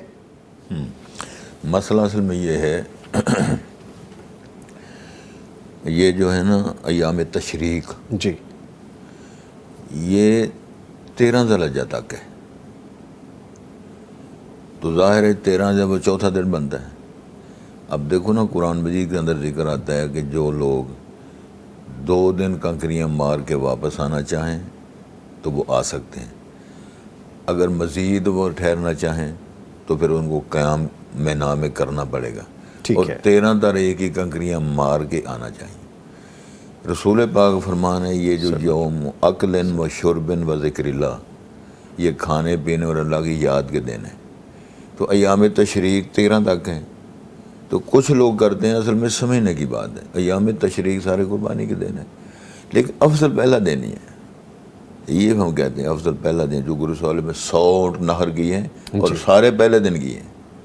और लुत्फ़ी बात यह है कि उन सारे ऊँटों में से गोश्त भी लिया है और उनको पकाया भी है, शोरबा पिया भी है, पिलाया भी है, खिलाया भी है, और उनके सारे उनकी रस्सियाँ तक और उनके ऊपर रखने वाले जो कपड़े थे सारे, इनको ज़ीन शीन कह सकते हैं, सारा को तकसीम कर दिया। तो गुजारिश ये है कि अगर कोई समझाने के लिए किसी को करना चाहे तो वो करे, अगर कर देता है तो उस पर फतवे ना लगाए, ठीक है, बास मुबासा भी ना करे, क्योंकि अयाम तशरीक 13 तक हैं, अगर वो असर तक कर सकता है, कर लिए किसी ने तो वो ठीक है, कर लिए। लेकिन सिर्फ अगर करना ही ज़िदबाजी के लिए और वहाँ शोर शराबे के लिए, यहाँ लड़ाई बड़ाई के लिए, तो मेरा ख्याल फिर उससे गुरेज करे। ठीक है। अच्छा सर, ये फरमाइएगा कि पहले दिन करना आपने कहा अफजल है, कुछ लोग कहते हैं कि करना ही पहले दिन चाहिए, उसका सवाब ही है, बाकी दिनों में सवाब कम है, क्या ये बात इस तरह से है? देखो जी, अफजल के बाद जो है वो जो सवाब वो तो अल्लाह ने देना है जी, वो कितने नंबर हैं वो तो अल्लाह देंगे, لیکن میں سمجھتا ہوں جس بندے کی نیت خالص ہے اللہ تعالیٰ کو راضی کرنے کے لیے، سنت اور دین پہ عمل کرنے کرتا ہے، تو میرا انشاءاللہ خیال اور ایمان یہ ہے کہ اللہ نمبر اسے رجا دیں گے۔ ٹھیک ہے، ٹھیک ہے، مسئلہ کوئی نہیں۔ ٹھیک ہے۔ حدیث میں آتا ہے کہ انسان کی جو نیک عمل ہے اس کی ایک نیکی کو اللہ اس طرح پالتے ہیں، رسول پاک کا فرمان ہے، جس طرح عربوں سے کہا کہ جیسے گھوڑے کے بچے کو پالتے ہو، ایک نیکی چھوٹی کو اللہ پال کے خود پہاڑ کے برابر بنا دیں گے۔ سبحان اللہ۔ تو یہ اللہ سے توقع رکھنی چاہیے، اور یہ آپ تحدید نہیں کر رہے ہیں، ہم صرف پہلے دن ہی کریں گے۔ جی۔ یہ ہی اور بی والا مسئلہ جو ہے نا، ٹھیک اس ہے۔ کو ذرا تھوڑا گریز کریں۔ ٹھیک ہے۔ فائزہ چودھری لکھتی ہیں کہ اگر گھر کا سربراہ فوت ہو جائے تو بیوی بھی نہ کماتی ہو، ان پر قربانی فرض ہوگی؟ نہیں، فرض نہیں ہے۔ اصل قربانی کا تصور ہی اگر جانور خرید سکتے ہیں، جی۔ وہ بیوہ ہے یا وہ بچے یتیم رہ گئے ہیں، جو بھی گھر کا ماحول ہے، وہ لیلا بکرا اگر خرید سکتے ہیں یا گائے کا حصہ ڈال سکتے ہیں تو وہ قربانی کریں۔ اگر اتنا بھی نہیں کر سکتے تو پھر اللہ سے دعا کریں، ٹھیک ہے، ٹھیک ہے، اللہ ٹھیک کر دے انہیں۔ آمین۔ اللہ تعالیٰ سب کے لیے آسانیاں کر دیں۔ عبدالقیوم صاحب، عبدالستار صاحب، جس طرح وہ بات ہو رہی تھی اور انکمپلیٹ رہ گئی تھی، اس کو کمپلیٹ کر لیں ہم، کہ صرف کلمہ پڑھنا، لا الہ الا اللہ کہنا کافی ہوگا؟ جی اچھا، اس میں نا وہ ایک ہے نا کہ لا الہ الا اللہ کو ہم کہتے ہیں کہ یہ جنت کی چابی ہے۔ جی۔ نبی اکرم صلی اللہ علیہ وسلم نے فرمایا من قال لا الہ الا اللہ دخل الجنہ، جو شخص لا الہ الا اللہ پڑھتا ہے وہ جنت میں داخل ہو جاتا ہے۔ گویا کہ لا الہ الا اللہ کو جنت کی چابی اور کنجی کہا گیا ہے۔ تو جو چابی ہوتی ہے نا، اس کے بارے میں کہا جاتا ہے کہ اس کے کچھ دانت ہوتے ہیں، چابی کے نا جی، دندان مختلف ہوتے اس کے ہیں، اینگلز ہوتے جی۔ ہیں، وہ جا کے فٹ ہوتی ہے، تو چلتی ہے۔ آپ یہی تصور کریں کہ یہ جو عمل ہے نا، جی، یہ جو لا الہ الا اللہ کے تقاضوں کے مطابق عمل کرنا، ان کے مطابق زندگی بسر کرنا، یہ وہی دانت ہیں۔ اگر یہ عمل نہ ہوئے تو وہ چابی تالا کیسے کھولے گی؟ کیسے کھولے گی؟ اگر جنت کے اندر داخل ہونا ہے تو پھر لا الہ الا اللہ پڑھنے کے ساتھ اپنی پوری زندگی بھی رسول اکرم صلی اللہ علیہ وسلم کے بتائے ہوئے طریقے کے مطابق زندگی بسر کرنی ہوگی۔ اور اللہ تعالیٰ نے بھی قرآن پاک میں یہی ذکر کیا ہے نا کہ جس وقت اللہ تعالیٰ نے سیدنا آدم علیہ السلام کو جنت سے زمین پہ بھیجا تو انہیں کیا ارشاد فرمایا؟ قرآن پاک میں ہے قُلْنَا اهْبِطُوا مِنْهَا جَمِيعًا فَإِمَّا يَأْتِيَنَّكُم مِّنِّي هُدًى فَمَن تَبِعَ هُدَايَ فَلَا خَوْفٌ عَلَيْهِمْ وَلَا هُمْ يَحْزَنُونَ کہ اے آدم، اب جنت سے تمہیں زمین پہ شفٹ کیا گیا ہے، اب تمہارا گھر، رہائش، ٹھکانہ جو ہے وہ زمین ہے۔ زمین پہ تم نے عمل کرنے ہیں، اور کیسے عمل کرنے ہیں؟ جیسے اللہ تعالیٰ تمہیں بتائے۔ تو یہ جو زندگی ہے نا انسان کی، اس کا دار و مدار جو لا الہ الا اللہ ہے، یہ اعتقاد اور عقیدہ ہے کہ ہم نے یہ سوچ اور فکر پختہ رکھنی ہے کہ عبادت کے لائق صرف اور صرف اللہ تعالیٰ ہے۔ اب عبادت کرنی بھی تو ہے نا، یا صرف ذہن میں یہ رکھ لینا کہ اللہ تعالیٰ عبادت کے لائق ہے اور آگے عبادت کریں ہی نہ؟ تو عبادت آپ اجازت دیں سر میں تھوڑی سی سر پلیز شیئر کر لوں۔ شیخ نے جو حوالہ دیا حدیث بالکل درست ہے، لیکن کچھ مواقع ہیں۔ مثلا اگلے دن آپ نے فیس بک پہ پڑھا ہوگا 150 سال کا سکھ ہے، مرنے سے پہلے کلمہ پڑھ لیا اس نے۔ حدیث شریف کے اندر بیان آتا ہے یہودی لڑکا آپ کا خادم تھا، آپ ان کی تیمارداری کرنے کی تشریف لے گئے، صحابہ ساتھ تھے، تو تیمارداری کے ساتھ آپ نے پھر دعوت پیش کر دی۔ اس کا باپ کہتا ہے اپنے بیٹے سے اتے ابوالقاسم صلی اللہ علیہ وسلم، جیسے ابوالقاسم محمد کریم کی کنیت ہے، جس طرح کہتے ہیں آپ مان جاؤ۔ تو بچے نے کلمہ پڑھا، کلمہ جو ہی پڑھا وہ فوت ہو گیا۔ رسالت ماں باپ اپنی نبوت والی چادر ہلاتے ہوئے باہر نکلے اور آپ نے الحمدللہ الذی نجاہ من النار، اس نے کلمہ پڑھا ہے، کوئی عمل، کوئی درس، کوئی خطبہ، کوئی پیغام ٹی وی نہیں کیا، تو سارا کوئی جنت میں چلا گیا۔ اس طرح ایک اور حدیث میں واقعہ آتا ہے، ایک نوجوان کافر مشرک اسلحہ پہن کے رسول پاک کے پاس آ گیا جو مجھے جہاد میں لے جائیں۔ آپ نے فرمایا ہم ایسے نہیں لے جاتے، اب کیا کروں، سادہ ہے۔ وہ آپ نے فرمایا کلمہ پڑھو مسلمان ہو جاؤ، کلمہ پڑھا مسلمان، جہاد میں گیا، کوئی نماز، کوئی زکوٰۃ، کوئی کٹا قربانی، کچھ نہیں کیا، شہید ہو گئے، جنت میں چلا گیا۔ یہ لمٹیں ہیں، لیکن جو آدمی مسلمان ہو گیا ہے اور وہ زندگی گزار رہا ہے، اس بندے کے لیے ضروری ہے اقرار باللسان، تصدیق بالقلب و عمل بالجوارح۔ اقرار جو نہیں کرتا، قرآن کی ڈیفینیشن اس کے اندر یہ ہے کہ وہ کافر ہے. ٹھیک جس نے اقرار اللہ رسول کا نہیں کیا، شہادت نہیں دی، وہ کافر ہے. ٹھیک جس نے تصدیق بالکل، وہ منافق ہے. اور اس کی مثال یہ ہے کہ عبداللہ بن ابی بن سلول کلمے پڑھتا رہے، نمازیں پڑھتا رہے، داڑھی رکھی ہوئی ہے، جمعے والے دن رسول پاک کی طرح اشارہ کہتا ہے ھذا رسول صادق امین، لوگوں سے کہتا ہے یہ رسول ہے، سچا امین ہے، اندر سارا گلا ہوا ہے. وہ مر جاتا ہے، رسالت امام نے اس کو آب دہن بھی ڈالا، کرتا بھی پہنایا، نماز جنازہ بھی پڑھائی. تو رب العالمین نے فرمایا ان تستغفر لهم او لا تستغفر لهم وان تستغفر 70 مرہ فلن یغفر اللہ لهم. ایک بار نہیں 70 بار بھی آپ ان کی بخشش کی دعا کریں، میں معاف نہیں کروں گا. انہم کفروا باللہ ورسولہ، اللہ نے فرمایا یہ کافر ہیں، حالانکہ وہ کلمہ بھی پڑھتا ہے، نماز بھی پڑھتا ہے، گواہیاں بھی دیتا ہے، گواہی بھی دیتا ہے، لیکن اندر والا معاملہ صاف نہیں ہے. اس کا معنی ہے کئی دفعہ آدمی نمازی بھی ہوتا ہے اور وہ نماز مسجد نبی میں بھی پڑھنے والا ہوتا ہے، مدینے والا بھی ہوتا ہے، تو اس کے باوجود وہ معاملہ ایسے ہے. تو جو لوگ اما الذین فسقوا فمأواہم النار، تصدیق کرتا ہے، جو اقرار کرتا ہے، تصدیق بھی کرتا ہے، لیکن نہ نماز نہ روزہ نہ قربانی نہ کچھ بھی نہیں کرتا، تو وہ فاسق میں شامل ہیں. یہ قرآن مجید نے بیان فرمایا. اچھا سر، جس طرح آپ فرما رہے ہیں تو پھر مجھے یہاں پہ یہ اجازت دیں کہ میں آپ سے یہ پوچھ لوں کہ عبادت کے لیے نیت کا ہونا، اخلاص کا ہونا کس قدر ضروری ہے، اور پھر ریاکاری سے کیسے بچا جائے، یا ریاکاری اگر آ جاتی ہے تو پھر کیا؟ فرمایا ہے کہ شرک اصغر جی سب سے بڑا گناہ ہے شرک کرنا. ان شرک لظلم عظیم فرمایا قرآن میں. لا تشرک باللہ، جناب لقمان آپ بیٹے کو پترا شرک نہیں کرنا، کیوں؟ شرک بڑا ظلم ہے. سرکار نے فرمایا رسول پاک نے کہ جو ریاکاری کا عمل ہے وہ شرک اصغر ہے، اور عمومی طور پہ بندے ریاکاری کر رہے ہوتے ہیں، انہیں خود بھی نہیں پتہ چل رہا ہوتا لیکن وہ کر رہے ہوتے ہیں اور پتہ ہوتا ہے برابر ہو کر بھی وہ دکھاوا کر رہے ہوتے ہیں. اچھا مجھے اگر آپ تھوڑی سی اجازت دیں گے، آپ زیادہ مضبوط ہیں نا جی. سر نہیں، شیخ سعدی رحمۃ اللہ کا واقعہ لکھا ہے. ایک صوفی صاحب کی، وہ اپنے دور کے بڑے بزرگ تھے، تو کسی نے دعوت کر لی. انہوں نے کہا جب آپ تشریف لائیں تو وہی نماز پڑھیں گے تو کھانا بھی کھائیں گے، سارا کچھ ہو گیا. حضرت شیخ نے وہ ٹوپی بڑی پہنی اور جبہ کبا پہنا، گئے وہاں، نماز لمبی پڑھائی، نفل پڑھے، دعائیں مانگی، سارا کھانا تھوڑا کھایا.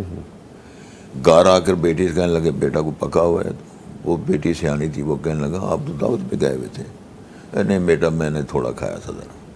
بیٹی کا اچھا زندہ کھانا بھی کھا لو، نماز بھی دہرا لو.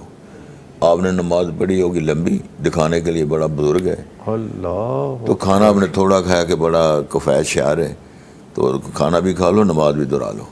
یہ بیٹی کہہ رہی ہے، بیٹی کہہ رہی وہ ہے انتعبد اللہ کا انہ کا تراہ فإن لم تکن تراہ فإنہ یراک. نماز اس طرح پڑھ کہ تو اللہ کی زیارت کر رہا ہے. اگر یہ معیار نہیں قائم ہو سکا پھر کام یہ اللہ تجھے دیکھ رہا ہے، تو پھر خارج کرنا، بٹن بند کرنا اور افراتفری مچانا نماز کی حالت میں. زین العابدین رحمہ اللہ کا یہ واقعہ معروف ہے.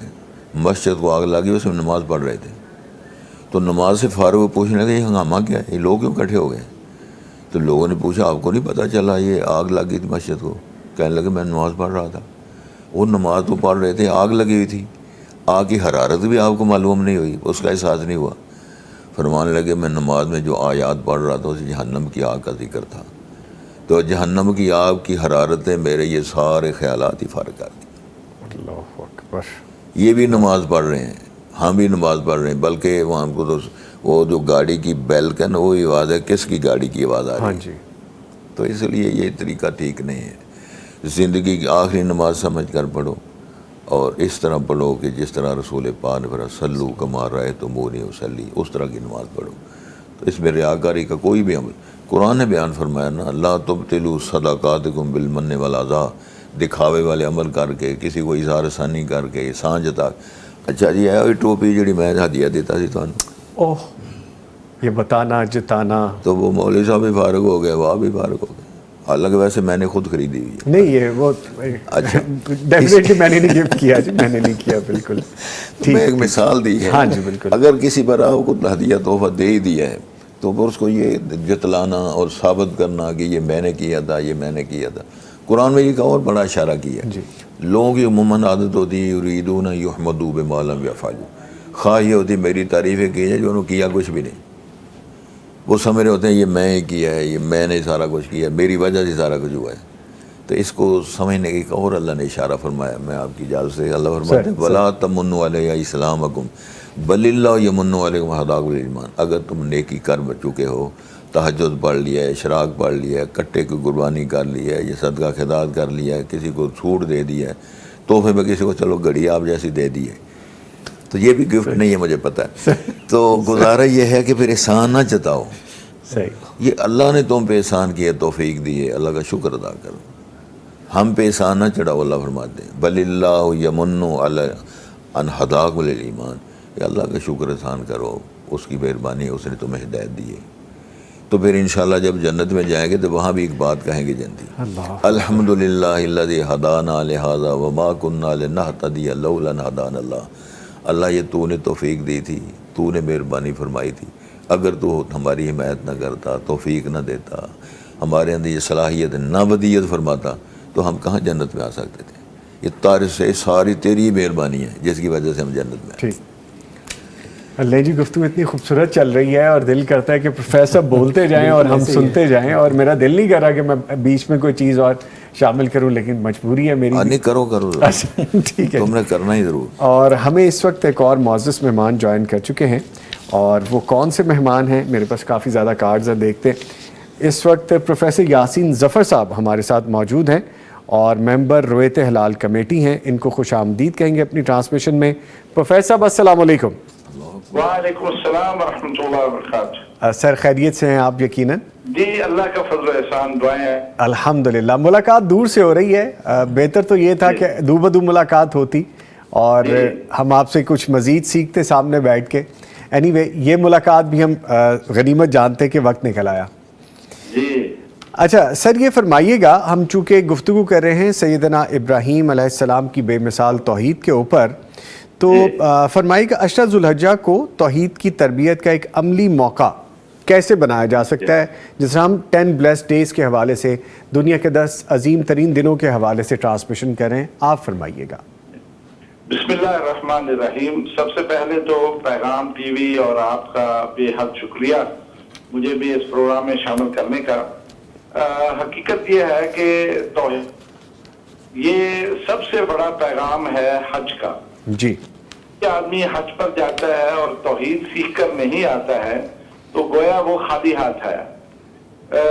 چونکہ مکہ مکرمہ بیت اللہ یہ توحید کا مرکز ہے، وہاں کا ایک ایک پہلو اگر ہم دیکھیں وہ توحید کی دعوت دیتا ہے. جی. خود بیت اللہ اس بات کی علامت کہ وہ اللہ کا گھر ہے، اور جسے حضرت ابراہیم علیہ السلام اور ان کے صاحبزاد حضرت اسماعیل نے تعمیر کیا. انہوں نے بار بار توحید کیا اور وہ مرکز توحید ہے. وہاں پہنچ کر انسان یہی سمجھتا ہے کہ وہ اللہ کے گھر میں آیا ہے، وہ اللہ جو وحدہ لا شریک ہے. جی. اس کے ساتھ ساتھ حج کے موقع پر 10 تاریخ کو اگر ہم دیکھتے ہیں تو قربانی ہوتی ہے، اور یہ قربانی خالص اللہ کے نام پر ہوتی ہے، یعنی یہ توحید کی طرف ہی چلانے والی بات ہے. اور اس موقع پر جو حجاج ہیں وہ کنکریاں مارتے ہیں، جمرات کے اوپر جاتے ہیں، شیطان سے بیزاری کا اظہار کرتے ہیں. اور یہ بات ہر آدمی جانتا ہے کہ شیطان وہی واحد ذریعہ ہے جو انسان کو شرک کی طرف مبتلا کرتا ہے. اور ظاہر بات ہے کہ یہ موقع ایسا ہے کہ اس پر انسان ان سے بیداری کر کے اپنی توحید کو پختہ کرتا ہے. اور وہ جتنے بھی مذاہب وہاں نظر آتے ہیں، اور سب سے بڑھ کر جو وہاں انسان لبیک اللہم کا ورد کرتا ہے جی. اور اس توحید کا اظہار کرتا ہے، میرے خیال میں دنیا جہاں کے لوگ کونے ایک ہی لباس میں جب اس کا بیٹھتے ہیں، اور یہ ایسا ایک نغمہ ہے جس کے ذریعے سے انسان توحید کا ہی اظہار کرتا ہے. ٹھیک ہے. تو لہذا یہ دن ایسا ہے کہ جہاں عید انسان کے رگ بخش میں بس جاتی ہے اور وہ سمجھتا ہے اپنا جینا اللہ کے لیے ہے. ان صلاتی و نسکی و محیای و مماتی للہ رب العالمین. تو یہی وہ توحید کا موقع پر ملتا ہے. ٹھیک ہے. اچھا پروفیسر صاحب یہ بھی فرمائے گا، قرآن کریم میں حضرت ابراہیم علیہ السلام کو امتن قانتن کا کہتا ہے قرآن کریم اس میں، تو اس سے کیا مراد ہے؟ دیکھیے امتن قانتن للہ उम्मत से मुराद कोई जमात नहीं है, बल्कि इस उम्मत से मुराद हजरत इब्राहीम की वो हमा जहर शख्सियत है कि जैसे हमारे उर्दू में कह दिया जाता है कि आत्मे अंजमन है, यानी फलां शख्स अपनी अंजमन है। तो ये गोया कि हजरत इब्राहीम तो सलाम अपनी जात में एक उम्मत की हैसियत इख्तियार कर गए और वो है, और इसलिए कि वो आजिज़ी इंकिसारी में, अल्लाह की इताअत और अल्लाह की फरमा बरदारी में उनका लम्हा ऐसा है कि अल्लाह रब्बुल इज्जत को उनकी ये अदाएं इतनी, तो अल्लाह रब्बुल इज्जत ने उनकी जात को भी उम्मत करार दे दिया कि पूरी जात उनकी जो है ना वो उम्मत है, और उन आज फरमा बरदारी पूरी आने वाली नस्लों के लिए, तमाम मुसलमानों के लिए, खा वो मूसा के पैरोकार हों, हजरत ईसा के पैरोकार हों, सबके लिए वो हुज्जत बन गए, नमूना बन गए, उसवा हक। खास तौर पर हम मुसलमान जो कि हजरत मोहम्मद सल्लल्लाहु अलैहि वसल्लम की उम्मत है, हमारे लिए तो हुज्जत भी है, उम्मत के लिए वो एक उसवा हसना भी है। ठीक है, उनकी जात वो एक उम्मत की हैसियत रखती है और फरमा बरदारी में हमारे लिए नमूना है। ठीक है। अच्छा प्रोफेसर साहब, ये भी फरमाइएगा, हज़रत इब्राहीम की जो दुआ है कि अल्लाह मुझे और मेरी औलाद को बुत परस्ती से बचा ले, इसमें आज के मुसलमानों के लिए, आज के वक्त में हमारे लिए क्या सबक है? देखिए, एक तो ज़ाहिर किसी भी बुत की परस्तश करना, ये तो ज़ाहिर है हर आदमी समझता है अकलन नकलन कि ये तो एक खालिस शिरक है कि हम उसकी इताअत, उसके सामने मांगे, उसे शफा मांगे, औलाद मांगे, ये तो खालिस एक शिरक है। हजरत इब्राहीम अलैहिस्सलाम ये समझते थे कि सबसे बड़ा खतरा किसी भी के लिए यही है कि वो शिरक, लिहाजा उन्होंने पैगंबर होते हुए अपनी औलाद के लिए अल्लाह से बतौर मांगी कि अल्लाह मुझे भी और मेरी औलाद को भी बुत परस्ती से ये महफूज रख।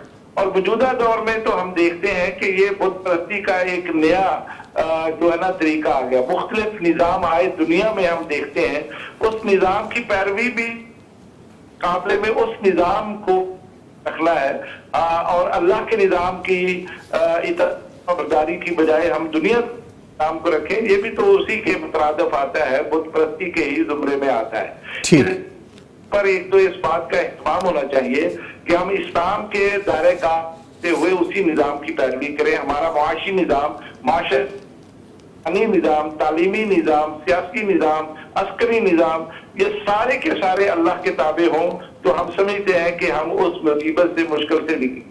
दूसरा, इस मौके पर मैं सारी उम्मत को और खास तौर पर पाकिस्तान कहूंगा कि ये दुआ इब्राहीम अलैहिस्सलाम ने हमारे लिए छोड़ी कि हम अपनी औलादों के लिए ये दुआ करें कि औलादों को परस्ती से, शिरक से महफूज फरमा, क्योंकि ये सबसे बड़ा खतरा है। ठीक है sir, thank you very much, बहुत शुक्रिया।